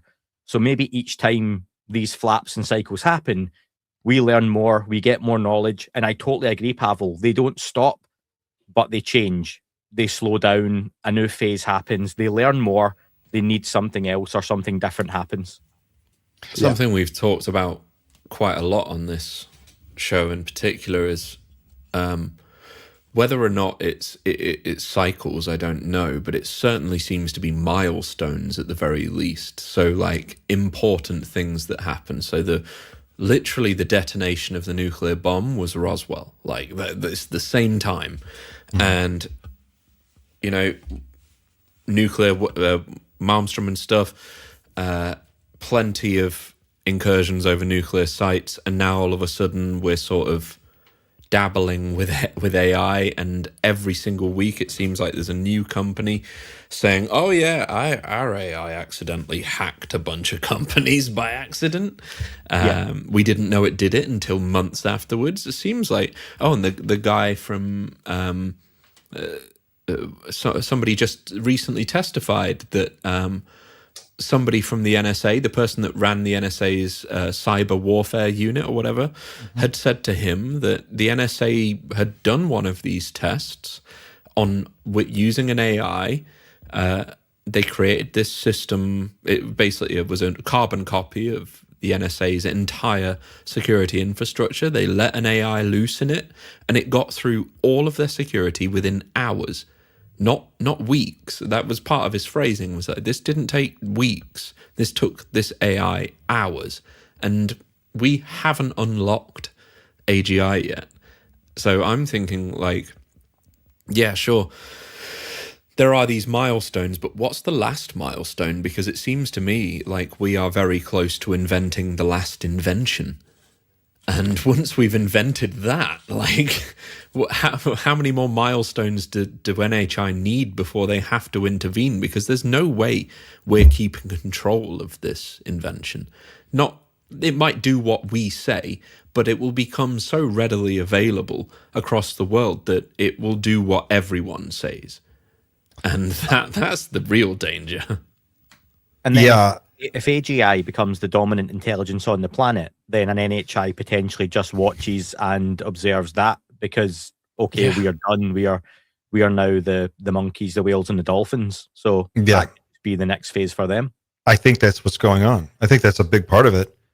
They're not interested. It's not so much us that they're concerned about. It's what we're about to give rise to. It's the next thing that's going to be moving at exponential speeds. It's going to be getting orders of magnitude more advanced by the minute. Like what you just said, Xander, I realize that Anthropic, OpenAI, Meta, every frontier lab that produces AI, all of their frontier models, every one of them has escaped and hacked into a bunch of shit.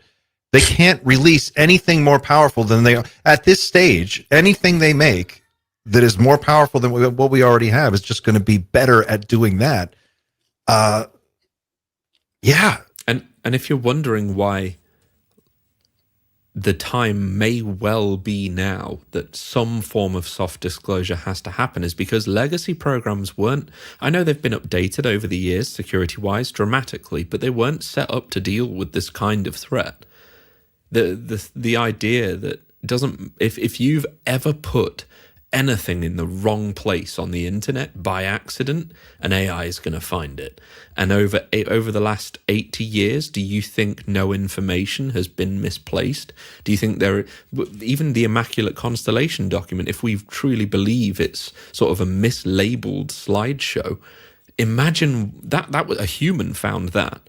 Imagine an AI with access to the entire internet that is able to make connections that no human could ever make in 100 lifetimes, and it could do it in an afternoon. It may well solve the whole show without legacy programs involvement, make it publicly available, and then all of a sudden you've got catastrophic disclosure. So the flip side of that is get out ahead of it, try and secure your future now, which includes things like amnesty, which includes things like how do we secure our ownership of this technology. And again, I'm not saying that this is anything nefarious from Bigelow's part, but he's certainly echoing the sentiments that a legacy program would echo in the event that something like that happened. I mean, he's part of Yeah. them. He's in aerospace too. Like, he's one of those CEOs. His company makes inflatable space habitats. Like, that's what they do. Like, he stands to benefit from materials science that is being locked up in these programs that could make the shit that he makes so much more effective, more profitable. Not just him, but all of these guys. I mean, listen, Amy Eskridge, whatever you think about that case, the one thing that was, of all the things that she talked about, the Institute for Advanced Technology, the group that she started, their whole function was to take the research in anti-gravity technology that was being discarded by NASA and commercialize it under private investment. That's what they were there to do. And she raised millions of dollars in startup capital to get this organization off the ground. What if what you're looking at is just the groups that already sit on that information, making the determination, as you said, Xander, that this is the time. It's going to happen sooner or later. We may as well be ahead of it and ride the wave. And if we do it right, then, we all come out way ahead. My concern with the way the conversation has shifted recently is that it's gotten a lot more vague than it used to be. It used to be really lately, and particularly out of people like Lou, the vagueness of the information is what's so alarming. It's like, well, we don't really know. 5 observables, lights in the sky, yada, yada. Sometimes there's some medical effects. Not really sure. Now, we have a clip here I want to show of one of my favorite UFO researchers, Bob Dean, on the UFO AZ legendary cable access TV show. And in this clip, he talks about a report that came out in 1966 that they had access to in NATO. And listen to the detail that he describes. Okay, so what was the conclusion of the assessment? UFOs are just totally bogus, or No. The sound is awful. I'm sorry, guys. This is just what it is. there was something really going on here? As I said, it changed my life. Let me give you a little brief background on the conclusions. The study itself was approximately 1.5 inches thick, but it was supported by 6 to 8 inches of annexes. There was this much material available that backed it up and included studies, analysis, photographs. Mhm. It was an amazing piece of work. I was impressed by it.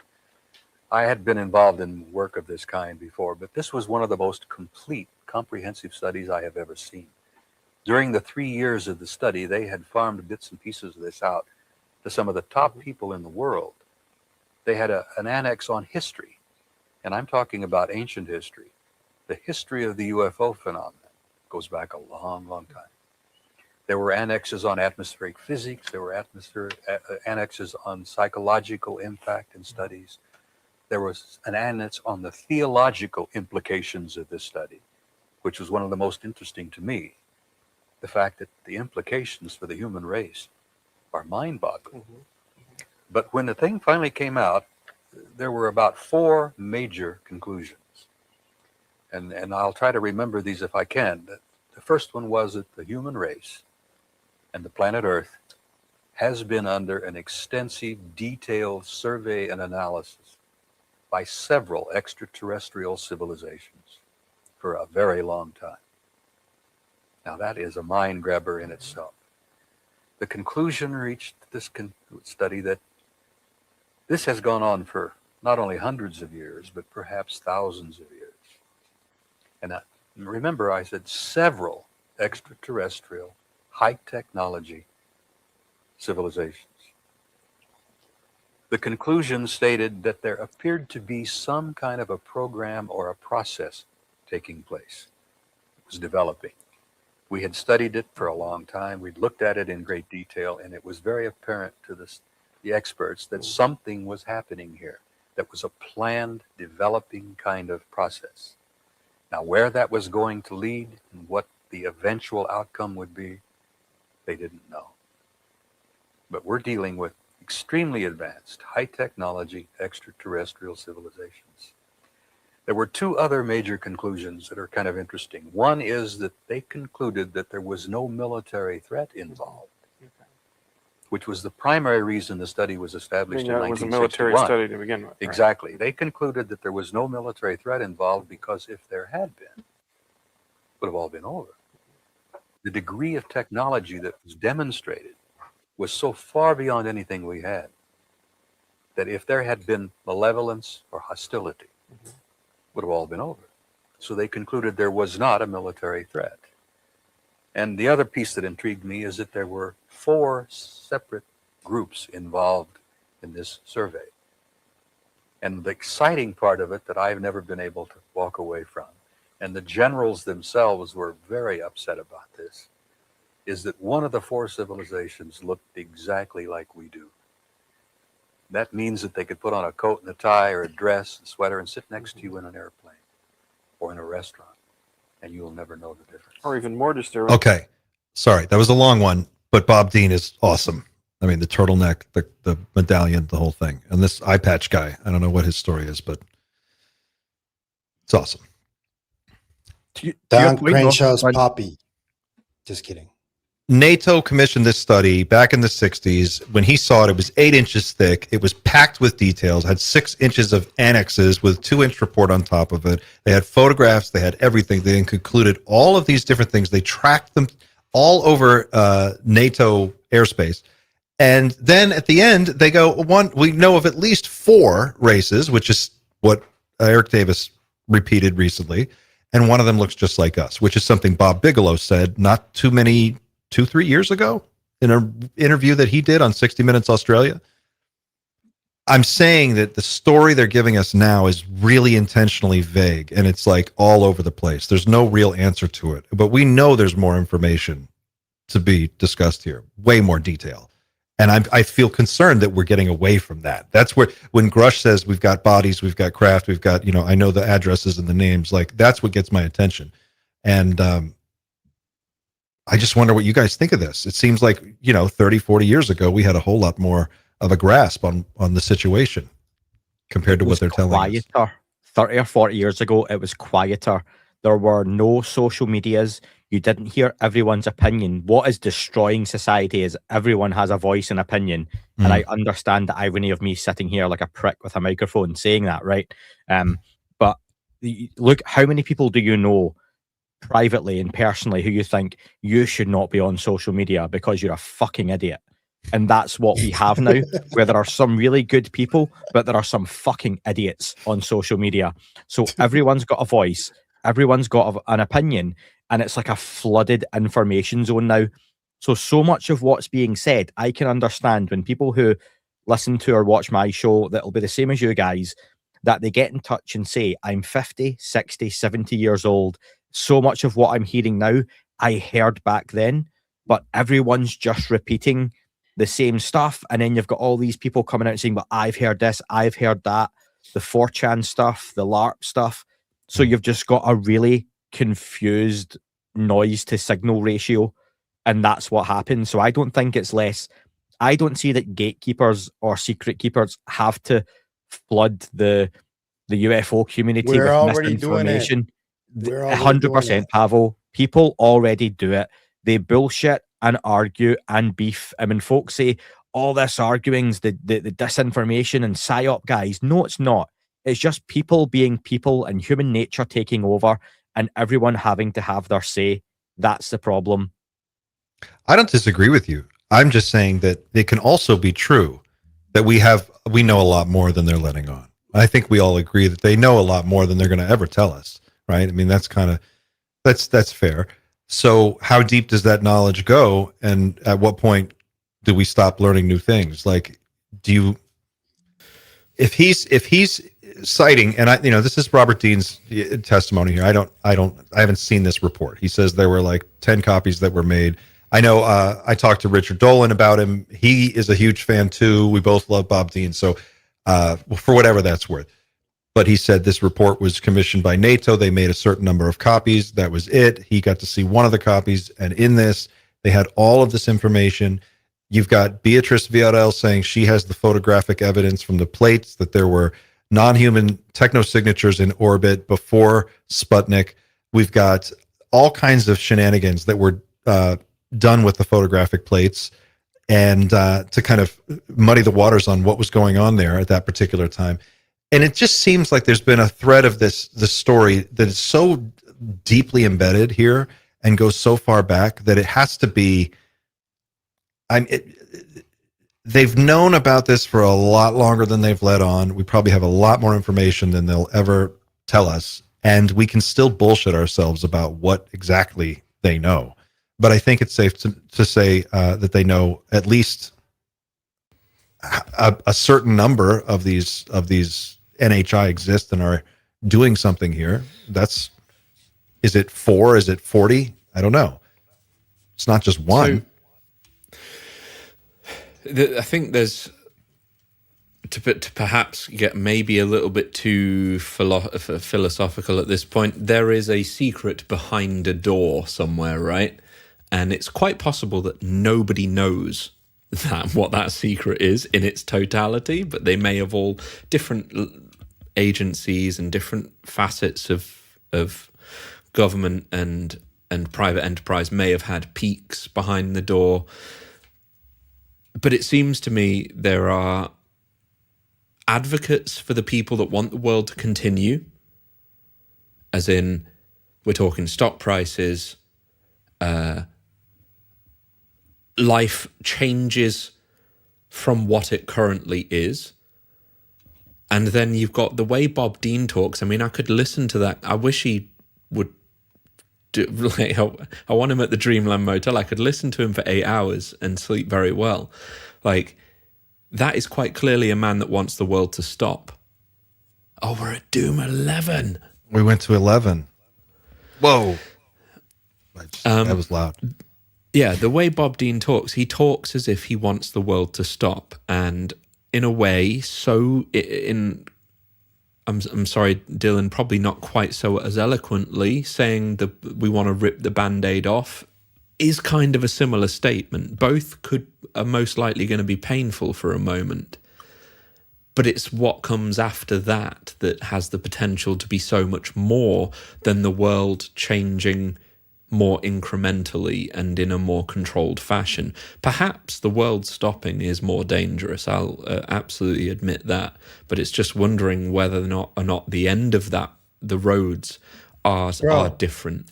It's way more dangerous. Like, you just have to see what happens right after an earthquake in any town. Like in Chile, when it happened back in 2009, I think it was, there was a huge earthquake there. And I like a content creator, Germán Garmendia, that's his name. He talked about how they had to like be outside in a fire, taking care of the neighborhood because there were always people coming in and trying to steal stuff, rape women, all that stuff, you know. Yeah. And But- and it's like, imagine that, but macro. If the world stops, that's Yeah, what would happen. The reality is, I don't know what lies behind the door. So it might be the case that the truth is actually a bit more mundane. We've been exposed to all of the rhetoric of ufology that's accumulated over the last 80 years. So like we talk about everything on this channel, including interdimensional beings and time travelers and stuff. And the reality is it's probably not quite as complicated as that, or it might be exactly as complicated in that and completely incomprehensible. But yeah, catastrophic disclosure is probably more dangerous in the short term, providing there isn't some sort of cataclysm on the way that we don't know about, in which case it doesn't matter. They may as well just keep us in the dark anyway. So that is the other rumor, right? I just put this Time magazine cover up just so people can see. This is again going mainstream. I think we're there, but yeah, I've heard this rumor recently. Well, I've been hearing it for a while, but I've heard it pick up steam recently. That the cataclysm is that's the problem. Let's say that you knew that there was going to be a world-ending cataclysm in 10 years or in X years from now. If you tell people today, then for the next decade, it's chaos. Everybody's just going to lose their shit because they'll be counting down the days. But if you let them live in ignorance until the end, then maybe for a few hours on the last day, it'll be chaos. But then it'll all be over. I've heard that. And there's a part of me that's kind of, I could see that. If that were the real thing, if that were the news, and you said that's indigestible, how do you digest that? Yeah, this is the big problem: is we don't know what lies behind the door. And if somebody like Bigelow does know, and he's the one that's calling them heroes, and I respect Bigelow, maybe it's worth listening to him. And this is why this board isn't so cut and dry. It's why there isn't one side better than the other, because we don't know what lies behind either one of these paths that we might end up choosing. So that's why it's such an interesting conversation. But I'm still of the camp of, I believe we have a right to know, like, even if those fundamental truths are really painful, we deserve the right to know. If you live the fundamental truths. If you live near any major city, you live under the umbrella of potential nuclear annihilation every single minute of your life, right? Like there are nuclear weapons pointed at your head, basically, every day. And this is just the way that we live. And it's like we consider that normal. Is anything they're going to tell us going to be scarier than that? I mean, really? I don't know.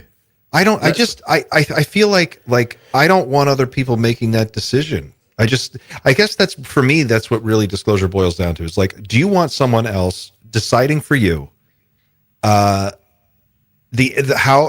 outcome of the most important questions there are? Do you want them to just control that information? Are you okay living in a world, or do you want to live in a world where, at least on paper, civilians control our government, and the government is looking out for the best interests of the people and trying to inform us and help us make good decisions? It's an aspirational thing. I know that's far from where we actually are, but I think that's part of it. Is like we're as a group of people in the UFO community. I agree with what you're saying, Andy. We talk a lot of shit, and no one really knows. And so it's a big, noisy area. But what is exciting about it is that it is an interesting area, and it's exciting, and people are talking, and that's how this works. Like now we do have the internet, so there is this exchange of ideas, and we're all discussing it, and it's becoming more well known, and that's how you get it on the cover of Time magazine, and all of these things that have been happening. It takes both. It takes that groundswell of support, to make people like Dylan and Matthew and bring their story out so that other people can understand what they're going through. Is there a way to do both? Can you have disclosure and then just disclose with an understanding of, like, this is why we had to do it the way that we did it? You know, we did a bunch of crazy shit, but the reason why is because if we didn't, something's going to happen. And when they get here in 25 years, we have that much time to be prepared. So we've got to figure out how to up our technology by a factor of 10 in 2.5 decades, or we all die. Could be the case that one of these agreements could be the fact that maybe NHI were the ones, and Dylan himself said that he was told that what you think we're the ones making the decisions. Like, what if part of this, some sort of agreement, is that the people that do know aren't allowed to tell anyone, and that's coming from NHI? In which case, Bigelow's right. Maybe they are heroes. Maybe they do deserve blanket immunity, because if murdering whistleblowers stops the rest of humanity from being extinguished because it's not allowed to know the truth, then that is a very grey area, I think. It's not a nice place to be, and yeah. I've been making notes, right, on a few things that have been said. So regarding the cataclysm stuff, right, for me, you can look at it like there's something coming, etc., or it's just a way to appeal to the religious aspect of this, which is very angels, demons, etc. When they hear cataclysm, Armageddon, it gets their attention. So for me, I don't see there's any impending cataclysm. I don't agree with the whole aliens have a calendar that is circled for November 18th, 2027, and they're flying here at a speed that lets them arrive on that date. So we all know. Pavel? So we just have to keep in mind a little somebody called Carl Nell, right? Because there's stuff that he's done that I've reported on that is still needs to be discussed, what he was really doing when he was showing those slides to a congressperson. Lou was there.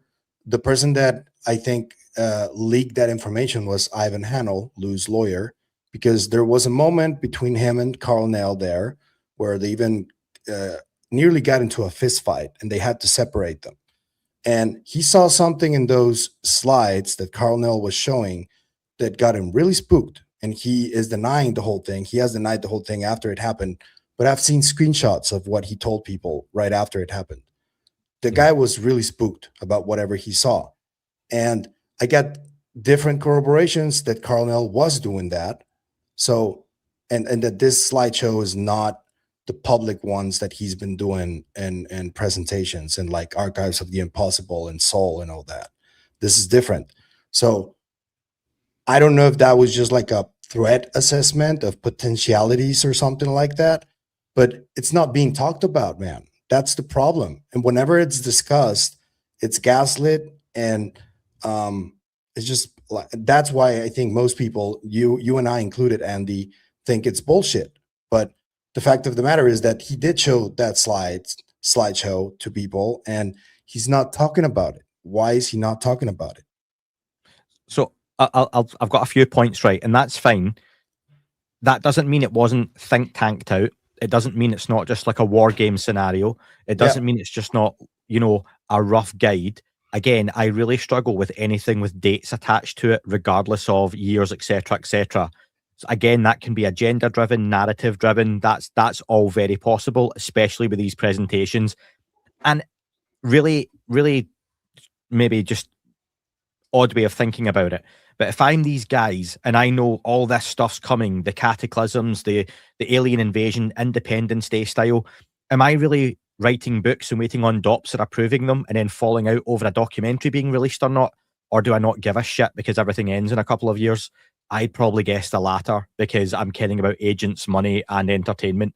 So that, again, for me, probably shows that we're not on a world-ending course. That's a good point. That's a good point. Yeah. Regarding this, the Bob Dean stuff, really interesting. What a head of hair that man had, Clint. I know, isn't it awesome? But the other guy with the eye patch, what is that? What's going on? He's got a mullet and an eye patch. Nothing says 70s like more than that setting, does it? But when they say it was 4 in the 70s, and you hear about this huge manifesto or report that was made, perhaps we did, or they learned more from the 40s or 70s, sorry. Maybe they had the idea that there was an NHI coming from somewhere else. By the 70s, they knew there were 4 species. maybe in the 90s or 80s or 2000s, they went, actually, one of them's not an NHI and we don't quite know how to categorize it. Maybe then they find out something's under the water, something's already here, and things have changed. So there's always a chance that, yeah, the conversation repeats itself through the decades, but maybe it repeats with new information or corrected information as part of that as well. Because we always hear that perhaps, was it Eric Davis and others have said that they work on some of this stuff and then it goes away sometimes for years at a time because they wait on our technology catching up to pull it back out, work on it and tinker with the engine again, perhaps.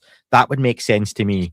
And finally, to your point around, would you want other people making decisions for you, society, all that kind of stuff? That's fair enough. And this is conversation that was getting so hot. Xander's system has totally failed on him. Too they were hot meeting for us at 12. TV.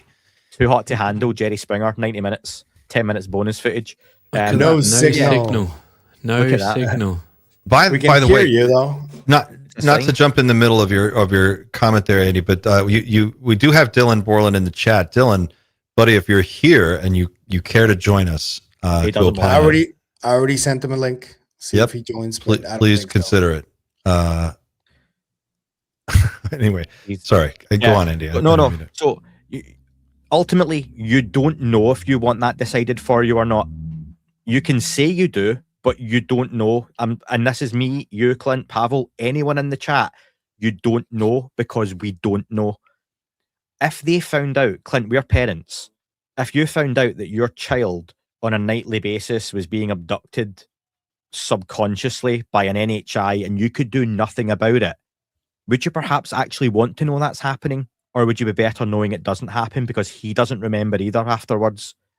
You know, you don't know. Sure. So I understand the spirit of what you're saying.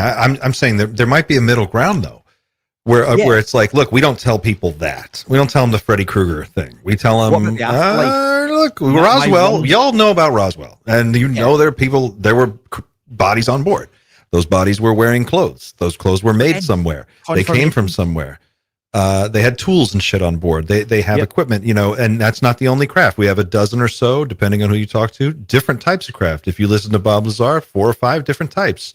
The Jello mold and the sport model, and then the arrowhead, all these different types. So like you could say to people, as Bigelow suggested, you could say, look, we have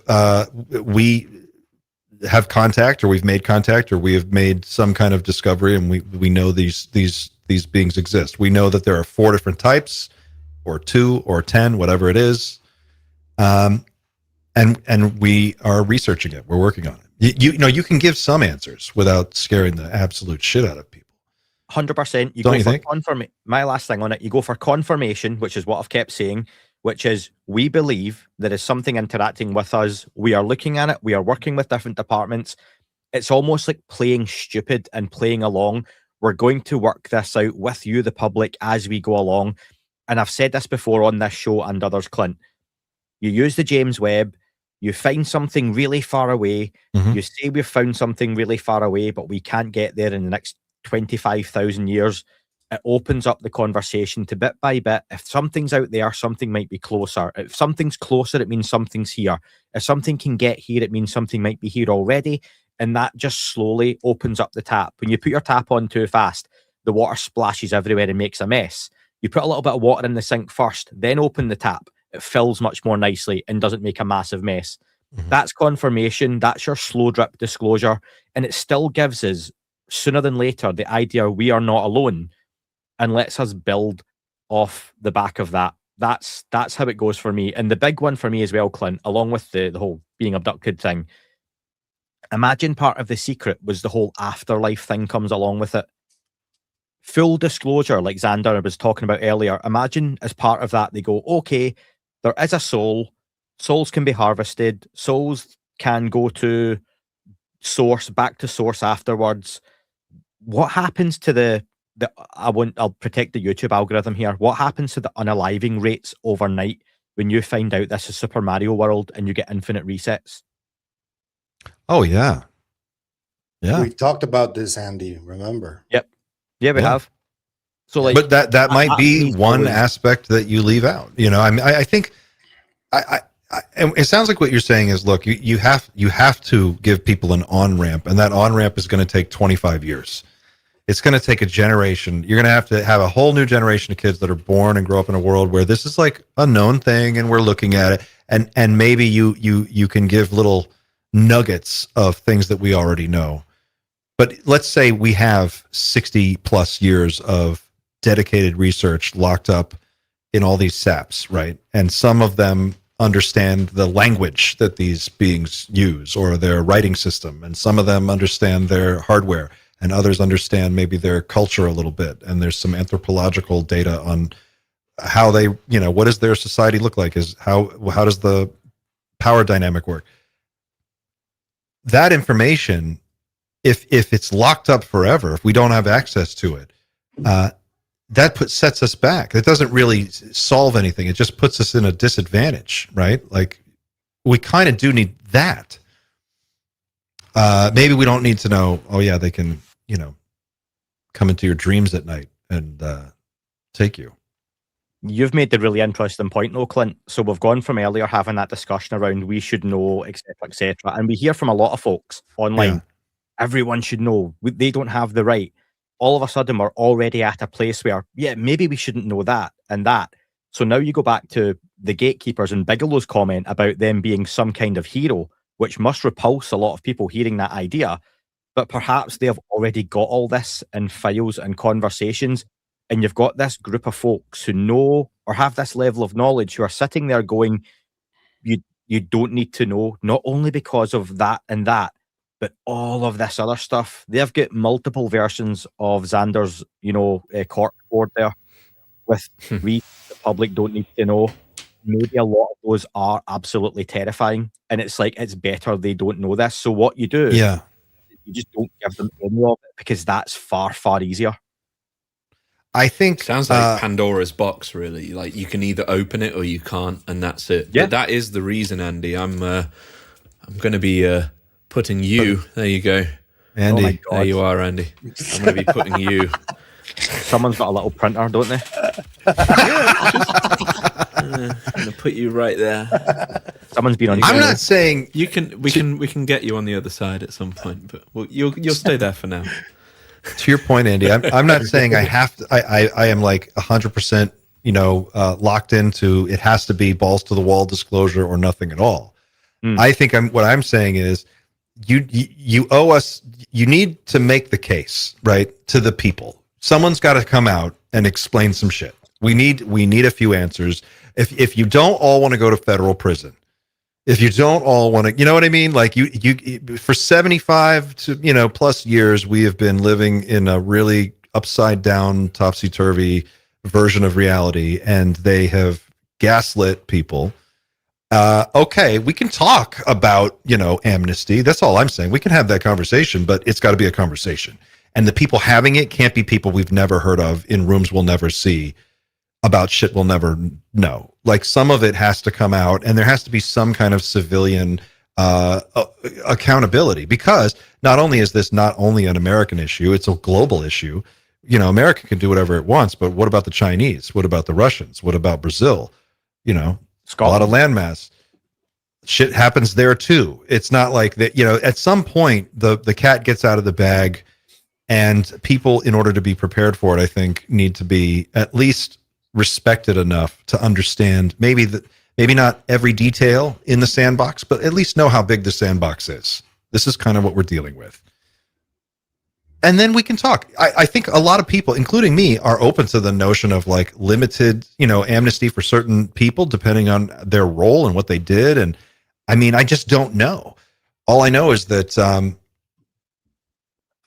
enough high-level people have said that this is beyond anything that anyone could possibly understand, that no one can make decisions on it, except for apparently 6 unaccountable people at one aerospace company that no one can actually name. And meanwhile, like, the rest of the world just has to live under the shroud of all this. It just seems really backwards to me. In other words, what are we fucking fighting for? Like, what kind of world are we actually trying to preserve here? The one where unaccountable groups of mysterious individuals in smoke-filled rooms make decisions that affect everybody, or a different world? And I think that's where I'm at. I just want to see.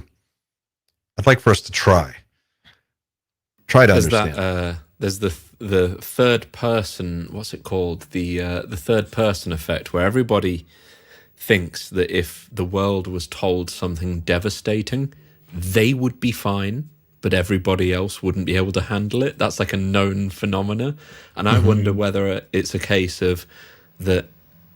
It's hubris because none of us would be fine, or realistically everybody would be fine. We don't know because we haven't had that, but I think it might end up being a case of that. Like if we did find out, and to be fair, maybe I'll put myself in side A as well. Like if we don't know, maybe it's not a gamble worth taking. If it's a case of we don't know whether everyone's going to lose their minds or everyone's going to be like, I mean, that's kind of cool. we already went We through don't know. something like sort of a test of something catastrophic, and it was a shit show. Are you talking about the pandemic? Yes. Yeah, I mean, yeah. If there Well, was the a pandemic- plan Steroids, before, I don't know. The pandemic was a shit show, but at the same time, it was a situation that unfolded across the globe. It was something so unique and huge. There were a lot of different ideas on how to handle it, and some places handled it one way, and other places handled it differently. And Kind of sounds like if chips fell disclosure where does they may. happen, it's going to be a shit show like that. I think. I don't think I you know, can great avoid it. time. I loved the pandemic. I had a great time during it. well, there was one. Yes, the pandemic really was awful, and it showed a lot of horrible parts of humanity. But just to play devil's advocate for that for a second, I don't know my neighbors' names still, even now. But every Thursday during the pandemic, everyone in the UK would stand on their front porch and clap for the NHS. That's something that only something like the pandemic could have made us do. Like I was staring at my neighbors from across the street, and I still don't know their names now, but for those brief, I think it lasted for 2 minutes every Thursday. For those brief 2 minutes, I saw a lot of potential in the kind of community that we can foster in the face of pretty bad hardship at the time. But at the same time, like I had a great time during COVID as well. Like I started working from home. That was the moment I realized, I could. I did. Yeah. Well, loads of people didn't, and it's just that one little glimpse that that's the kind of thing I want to foster. It's like it was like that in New York, right? Like I remember standing outside in Manhattan and you could hear everybody clapping. People in stores would be clapping. People would be going out on their balconies clapping. I mean, like whatever people were around. And then there was also the horror of like all of the early days where people were really dropping like flies. But what it was this moment where everybody got focused. For the early first few days, everyone was focused on one thing. And I think that there's an opportunity there to do something huge. And after 9/11 was a similar thing, right? George Bush came and stood in the rubble of the World Trade Center, and he picked up that megaphone, and it was a picture perfect Steven Spielberg, kind of like a Michael Bay, whatever moment, and he gives this speech, and he's talking about how, we're going to rally the country and they're going to hear from us. And in that moment, the world was so focused on the United States that we could have asked for anything and the world would have complied. They would have been like, okay. It was just this one, and we squandered it. We just squandered that whole moment. I think the disclosure conversation shouldn't be looked at as this like shit show. It's an opportunity to spend the most valuable single coin we will ever spend to reset the mindset of all people and give us something new to focus on that could be positive. It depends on who says it and what's the speech. This is why it's important for the president to be the right president who can go out and give a speech that actually makes people feel something inside where they go, you know what? Maybe we really do need to rethink how we're doing business here. Give people that time. And then right after disclosure, give everybody like a week off. Just say, we're just going to take a national holiday for a week. Everybody stay home. Just chill and let's all process this.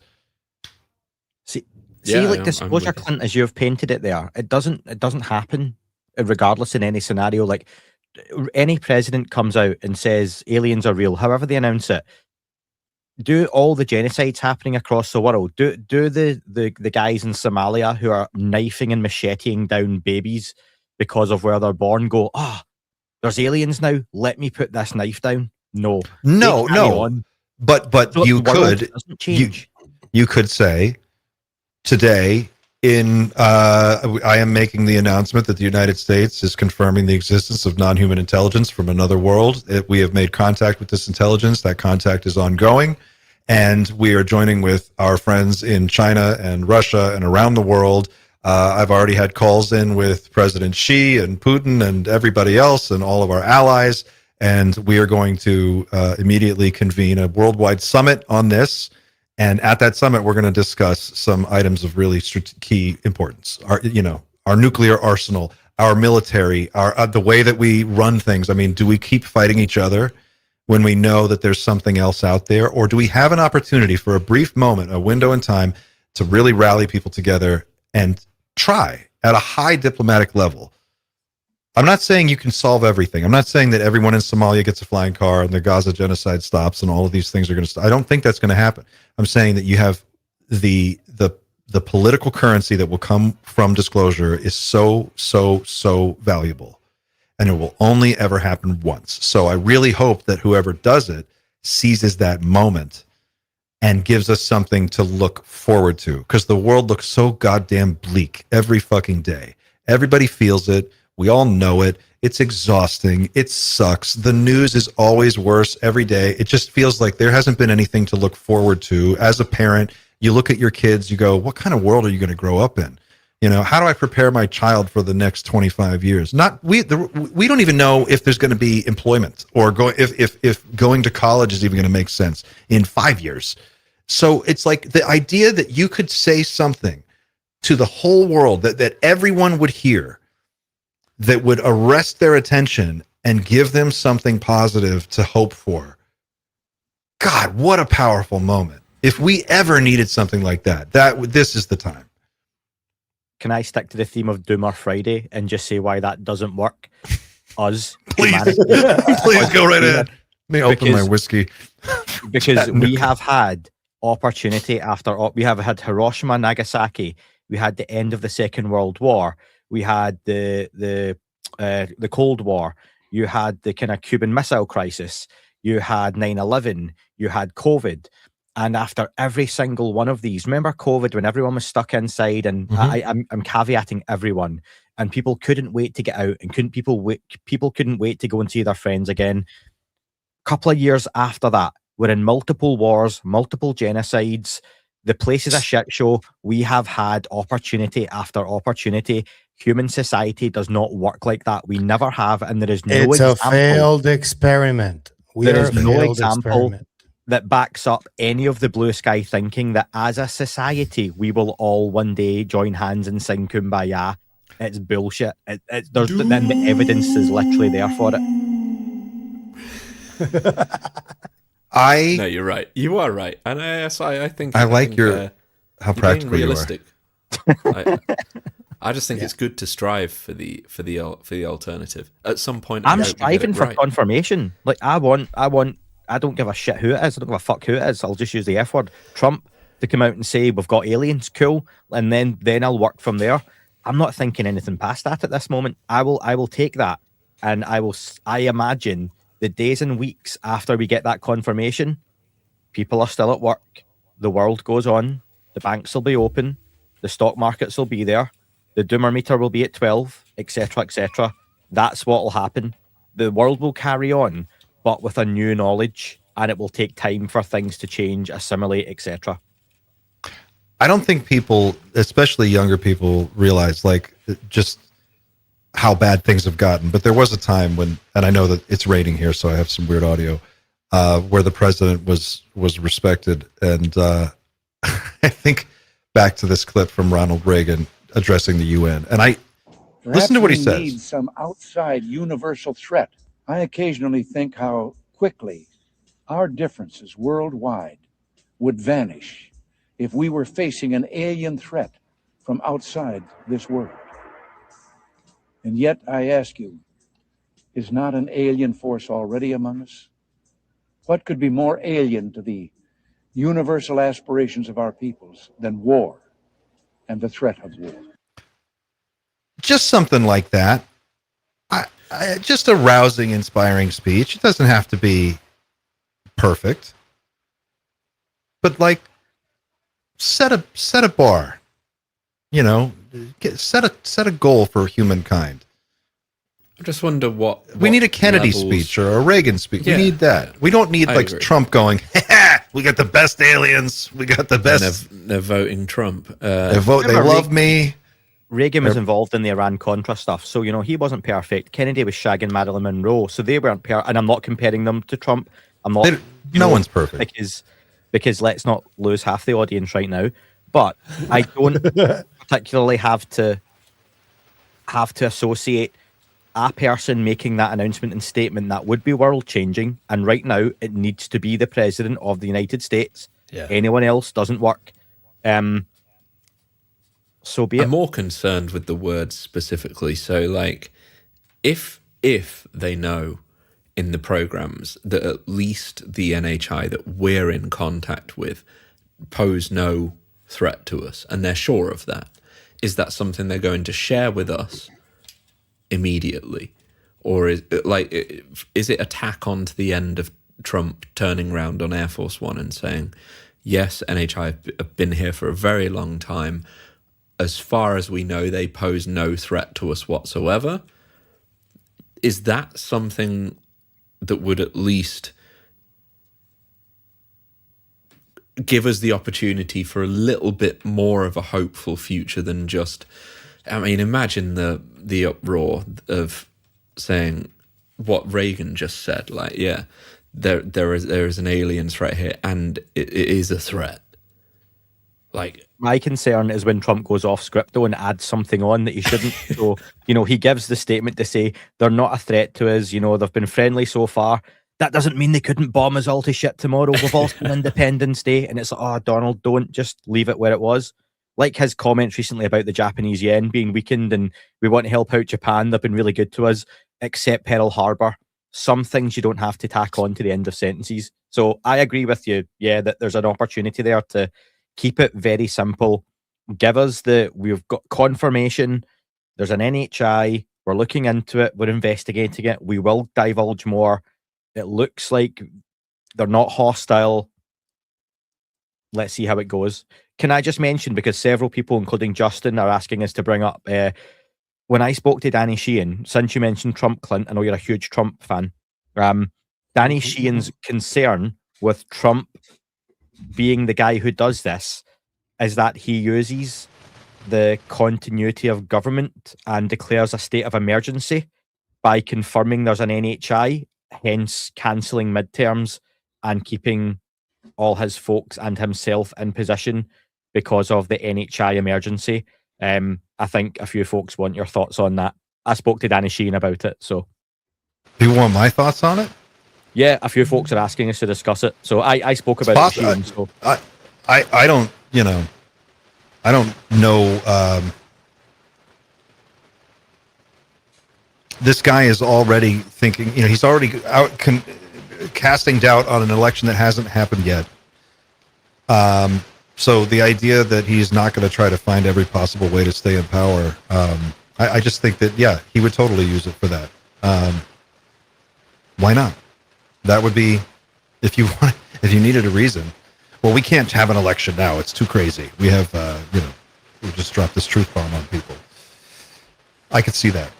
That would be such a sad thing, is that one of the most important announcements that any leader could ever make, short of there is a God, there isn't a God, or whatever, which have probably made that announcement in the past anyway, but like, for them to use it as a political tool would just be the most, for me, the most close-minded use of it'd be a waste of opportunity, as you've said, Clint. But to Andy's credit, I think it's incredibly realistic. It is. Like We're in the dumbest timeline for disclosure. That's secrecy is power, man. And if you can use that secret to increase your power, when has the United States government or legacy programs not done that? Like they will use all information at their disposal to cement power. Or any superpower for that matter. Yeah. They all do it. Yeah. Secrecy is more important than money in a lot of aspects. Like if we don't even have to go into the Epstein stuff to know how powerful those secrets are. They have gripped a nation beyond anything. And it's that for me has nothing to do with money. This has to do with the darkest secrets of the rich and powerful. And they are willing to do pretty much anything to make sure that secrecy is maintained so that they can keep hold of their power. And ufology is exactly the same thing. So if they can use it to their advantage, they will. And that is one way that, yes, a president who is aging and is in his second term already, how does one like him continue control?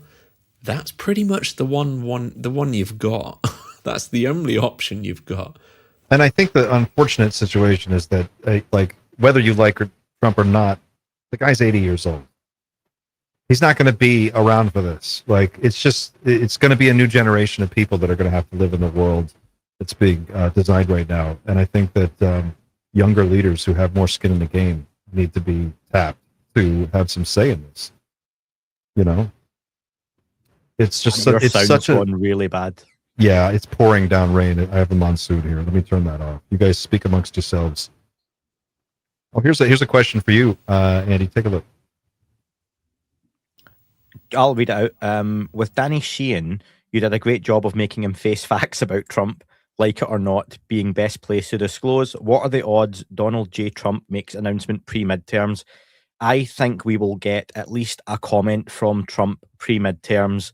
Whether we get the Bigelow advised comment about or confirmation, I don't know, but I think we will get some form of comment from him, perhaps a tease about more action. But really, he's in a position right now with this fifth drop that we've not even touched on that was utter horseshit. I think he could really make a big splash by having drop 6 be something actually relevant, and it only has to be one document or one video in drop 6, but make it a good one, and that will change the conversation. But right now, there's a lot of talk, and the action, and I'll say this, the action publicly is still relatively limited, because the drops are horrendous and they have not been good. I said we would know more after drop 3, and here we are. Drop 5 was really poor. I put up a montage of all today's videos on my channel, Clint. Sorry, there's a motorbike going past if anyone can hear that. So yeah, it's not good, and it's just we're looking to see something else coming down the pipeline. Maybe we get something in the coming days. Grush's 60 to 90 day timeline is up roundabout now. People who were saying it's done today, it's done yesterday, done tomorrow, it's about now. I'm not going to nail them on 90 days, but if we don't have anything, say, by the end of next week, the week after, then I'd like to hear from Grush as to what's happened. Yeah. Otherwise, is it any different to Jake Barber saying something by the end of 12 months and nothing coming out?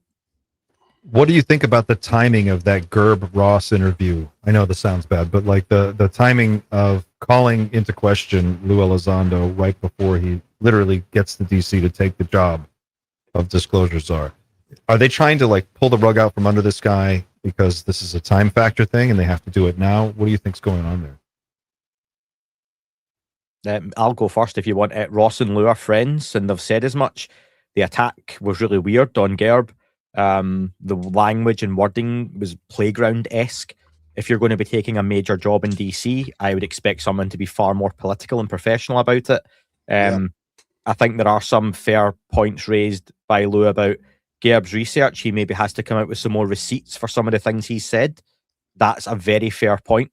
And I think Ross Coulthart, I like Ross and I really enjoy a lot of the work, but there is a direction News Nation is taking where they are enjoying sensationalism, engagement, and fanning flames in this conversation. and they seem to be pushing that a lot more, where there are other aspects of the conversation that don't really get covered because it's perhaps not as popular. So timing wise, it seems that Elizondo is going to be getting this job. Again, funnily enough, Danny Sheehan, who I thought might have been otherwise about it, said he doesn't think Grush or Elizondo should take it. He says anything that is overseen by the executive branch is basically putting the gatekeepers and secret keepers in charge of their own stuff, which is what we don't want. It should be something congressionally appointed, was his view. And Grush and Elizondo should both be in charge. That was from Sheehan. He said something that a lot of folks aren't talking about. And this is something guys like you, Pavel, I don't know if you've covered it too much, but maybe you could do more of, because you do a lot more deeper stuff than me on this. Danny Sheehan says everyone's talking about this Security Council and the Scientific Advisory Board headed up by Avi Loeb. What people aren't talking about is the overall board. council. Yeah, the governance board, which the UFO czar position, which is a chief officer role. Chief officer at the National Security Council. And Yep. And the governance board is supposed to be like every director of every intelligence agency. ODNI, What the FBI, fuck, bro? NSA, CIA. And he's like, those are the people keeping the secrets, and you're literally going to stick them on a board to disclose. They're not going to do that. So that was an interesting point from Sheehan. Yeah, it was. Another question for you, Andy, about Danny. This one. Andy, loved your interview with Sheehan. Where do you all think he fits in this subject? He's a bit of a wild card, but he seems like he means well. I should have Danny back on next week, because I only got through about half of what I wanted to. I've always held the opinion, being really honest, Danny Sheehan's got, 40 years of exposure and research in this topic. I think sometimes he speculates. Sometimes he gives true, direct knowledge from first-hand witnesses. And I think sometimes, given the amount of folks he has been exposed to, Grush, Elizondo, Greer, all of that crew, some of the conferences and circuits he attends, when you hear all these different narratives, agendas, opinions, naturally, as a human being, doesn't some of that bleed into, your memory gets a bit mixed up? And I think sometimes that gets repeated, and it's hard sometimes to know what is genuinely true, 100%, that is fact, or actually, was that something speculative that's bled over into this story now? That can happen, but I don't know, but that's just my opinion. Do you guys want to look at some of these releases from the last tranche? Oh, just Was to there point out really that, anything in there? so, just to point out that in the documents they do talk a lot about black triangles, which I thought was interesting. This is the first time that I think something like this is released by the government, the acknowledgement like this of black triangles, even though it's just documents and illustrations, as you guys can see. But yeah, they're talking about it. This is not what people want, really. We all agree there. That was worth mentioning, I think. Didn't Matt Brown mention in the Immaculate Constellation files that he saw one of the biggest things was a bunch of pictures of triangles labeled ARV? Yes. Advanced Reconnaissance Vehicle. Yes. He said that. And now this. Yep. We've had that stuff before. Like, this was the worst of the 5 drops. Like, Yeah, and I've got on my YouTube channel, Clint, you can use it or not, it's 12 minutes roughly. That's every video combined. There's 16 videos. Of the 16, 6 of them are from one event, and it's it's someone filming a screen with their mobile phone, and some of those videos are 2 seconds and 5 seconds and 6 seconds long. So actually 6 videos are almost exactly the same, and it shows nothing. It's the Pacific Ocean 2019, which I think is the one that Corbell and Knapp had released, I believe, where the object goes into the water. Is that right, Pavel? Yeah. They go like Yeah. splash, splash, Yeah. splash. So Yeah. it's from that, but it's like 4 minutes of a blob on a screen. There's then 5 of the 16 videos are from Oman, and it's a tiny dot on the screen being filmed by a gun camera, and literally a dot just zipping around. No background, no context, no nothing. The files don't even show that. So literally, if you scrub through, Clint, I've even labeled everything in the bottom left-hand corner so you can see they're all from the same thing. 2 of them go to darkness, but again, it shows just 2 lights. There's very little clarity. And then the other 5 remaining videos are something zipping by a boat. And yeah, it's this is literally it. This is the quality of what we're looking at, like a dot on a screen. So This to say is worth 16 it. videos got released, it wasn't 16 videos, it was 7 different events. Yeah, this is awful. Yeah, Yep. it's not the actions of a legacy program that's playing ball at this point. Like that should be clear at this point. So, yeah, our Leroy Jenkins, we're waiting for him, but he's not coming from a government approved source. I mean, that's This is footage from classic Bullshit. Disney's documentary Alien Encounters from this was March 1995. Look at the footage. Look at the quality. The Pentagon releases are bullshit. Is that Like- real though? What the fuck are they trying to pass off as footage? Like, here. Do you know what's really telling as well, Clint? See if you look at the actual file releases from the drop. I believe I've got, because I download them all as soon as they came out today. It gives you who they're from. And once again, the CIA has given 2 files. DOS, 2 files. Department of War, 1, 2, 3, 4 files. And then the rest are the FBI. The FBI is the organization that seems to be playing ball most with these. Pavel's nodding Yep. along. And if you go through every single drop, if you look who's releasing them, it's largely FBI. And the FBI are the ones giving files with any detail or substance. The CIA are literally shitting in their hands and clapping. Yeah, it's I love like that basically phrase. they're flipping the finger. just Isn't this a like- metapod? Oh, I Seems don't like know. it. Right? Got a I mean, master that's- ball on you, bro? Look at that. Weird. And this So is I'm saying not this part is- of the this- files, by the way. This is No, not no, part no. of the files. This is from Disney's fucking documentary from 1995, like the one that was supposed to be released. Like, look at all this footage. And supposedly, I'm supposed to believe that with a $1 trillion budget, our Defense Department can only release like some little blurry dots. Like, what is this? Like, the footage we've seen in the past is so much better than what we're getting now. It just Even- doesn't make sense. It just doesn't smell Even right. if we've all been fooled all this time, and the video that you just showed is just prosaic, which it probably is. I don't know.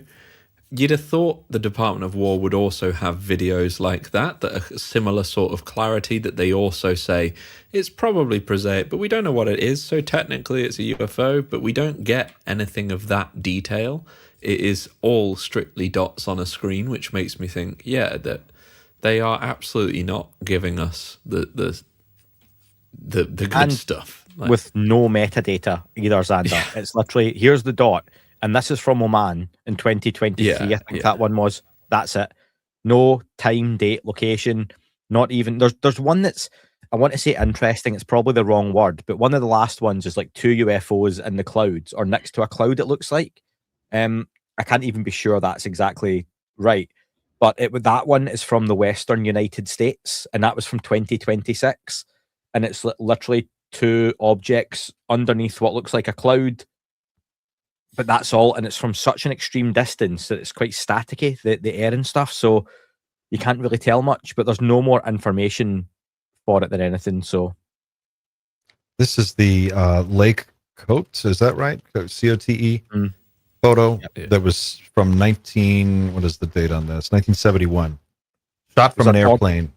Ordnance Survey map, wasn't it? Is that From right? a- That being Yep. created? They had a plane flying along the coast, taking pictures of the ground below, surveying the ground for map making, and one of the photos shows this giant disc right there in the bottom, and the actual photograph you can get the drum scan of the photo, which is enormous. It's like 128 gigs. It's some enormous fucking file. I actually have it somewhere on my computer. But you can zoom in way closer if you get the full res file. But more or less, this is 1971, shot on film from a moving airplane. I just don't buy that our satellites don't have better photos or that our Air Force doesn't have better data. I just don't buy it. And I think that's the thing that everybody knows we're being lied to, right? Like there's just no way around it. So when we say disclosure, I think part of it is like, just come clean with some of this shit, because we know you're not telling us the truth. And these releases are just awful. Like, it's just terrible. That's the national security stuff, though, and I do get that. As much as I want to see it, they're not going to show you the satellite 4K imagery that shows a baseball on a sidewalk, because you're not meant to see that. You're not meant to know how good it is, and they don't want the Chinese and the Russians, even though they all know. It's the old friends. I know you know, I know you know, I know. Disclosure chicken. Yeah. Like just Just regular thing put to people the hillside. with just regular cameras getting decent footage from 30 years ago. Like, I don't know what channel this is. I just clicked on top 10 UFO. Oh, there's a little gray back there. Look at that. For a kid. There he is. There he is. He's just staring off. Traumatized kid. He's that lonely meme dude who stood. Is he just like- peeing? He looks like he's peeing. It looks like he's having a piss, yeah. What's this? Is this not the Oh, this Israel is one? Yeah. Yeah. So this was filmed from But multiple anyway. angles, which is one of the things that people always say makes it genuine, but Oh, it just stops? Yeah. yeah. I mean, that could be a Whoa. It drone. shoots up. There he goes. Whoa. I like that one. Let's back it up. Jesse Michels, that is wild. That's insane. Oh my Insane. god. God. I love his enthusiasm, though. Oh my God. Townsend Brown. We know, Jesse. We know you know. What's this one? Well, Was that a cow? Yeah. Is that real? No way. That can't be. This has got to be some horse shit. It was an advert for milk in Scotland. Oh my god.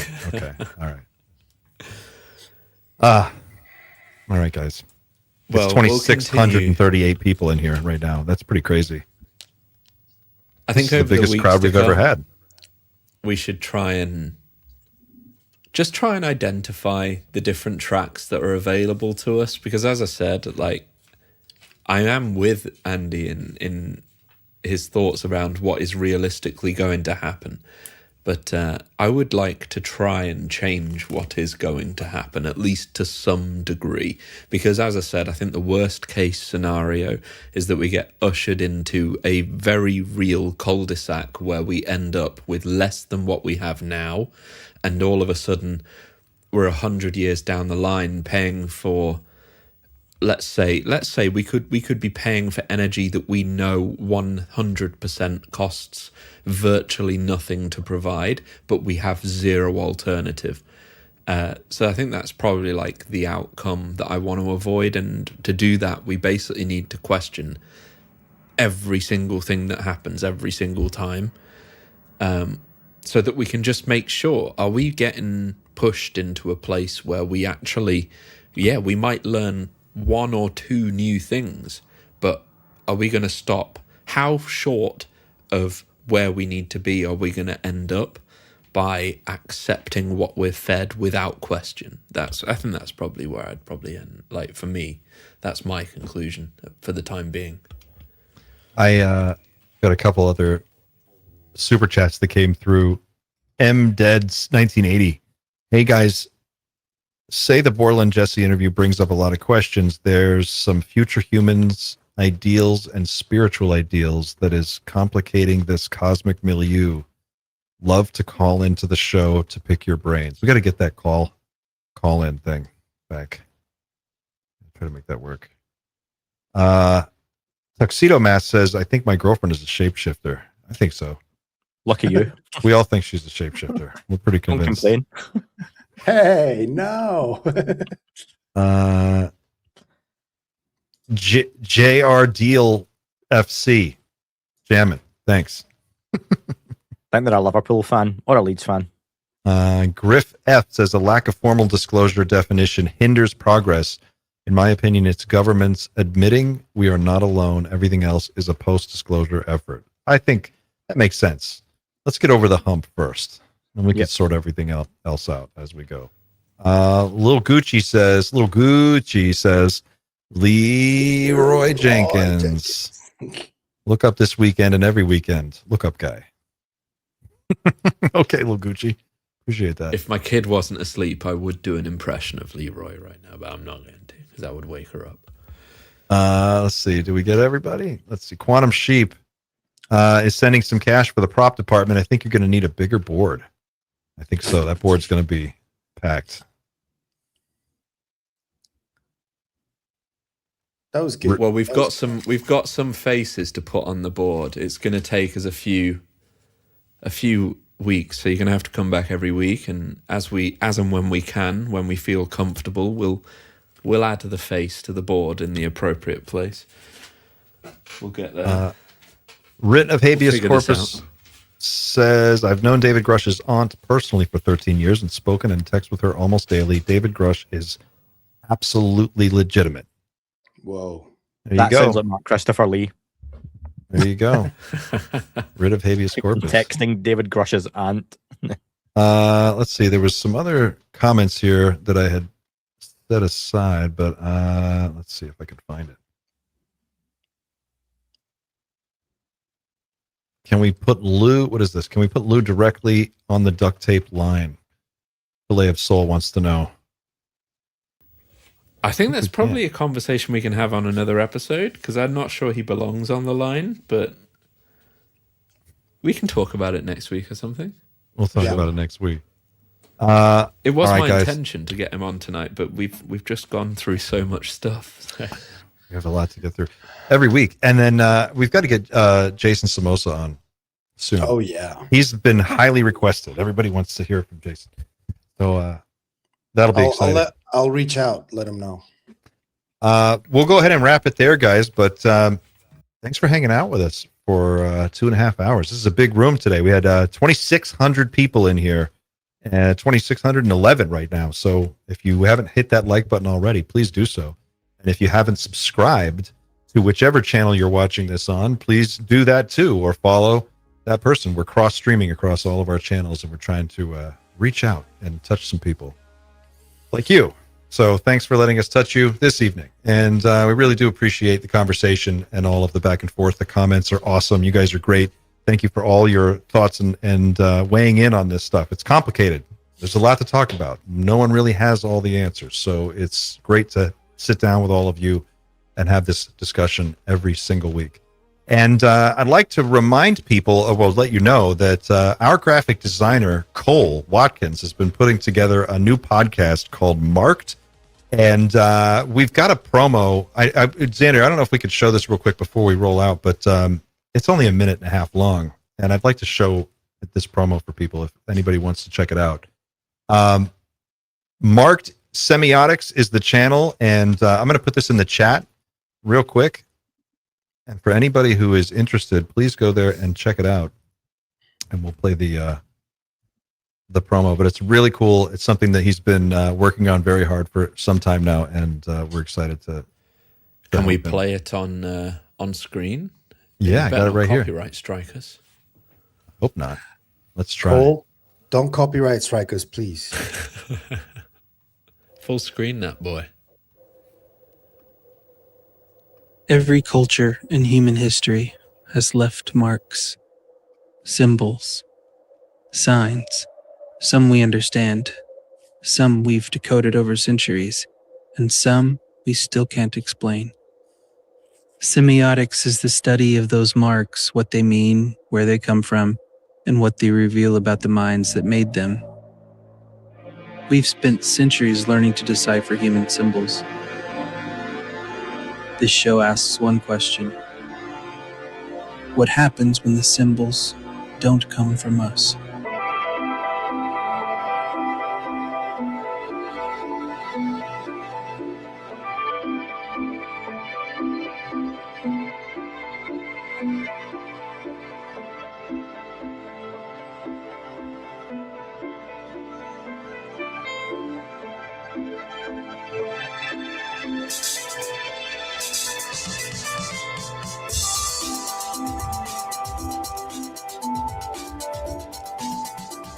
I'm Cole. I have 15 years of graphic design experience, 20 years as an illustrator, and a lifelong obsession with the weirder side of reality. And this is Marked.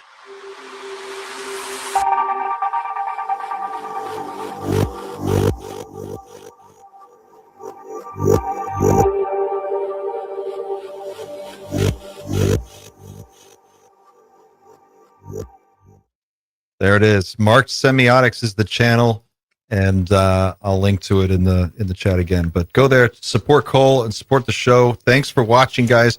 We'll see you again next week. Take care of yourselves and each other. Make sure to get outside, get some sunshine.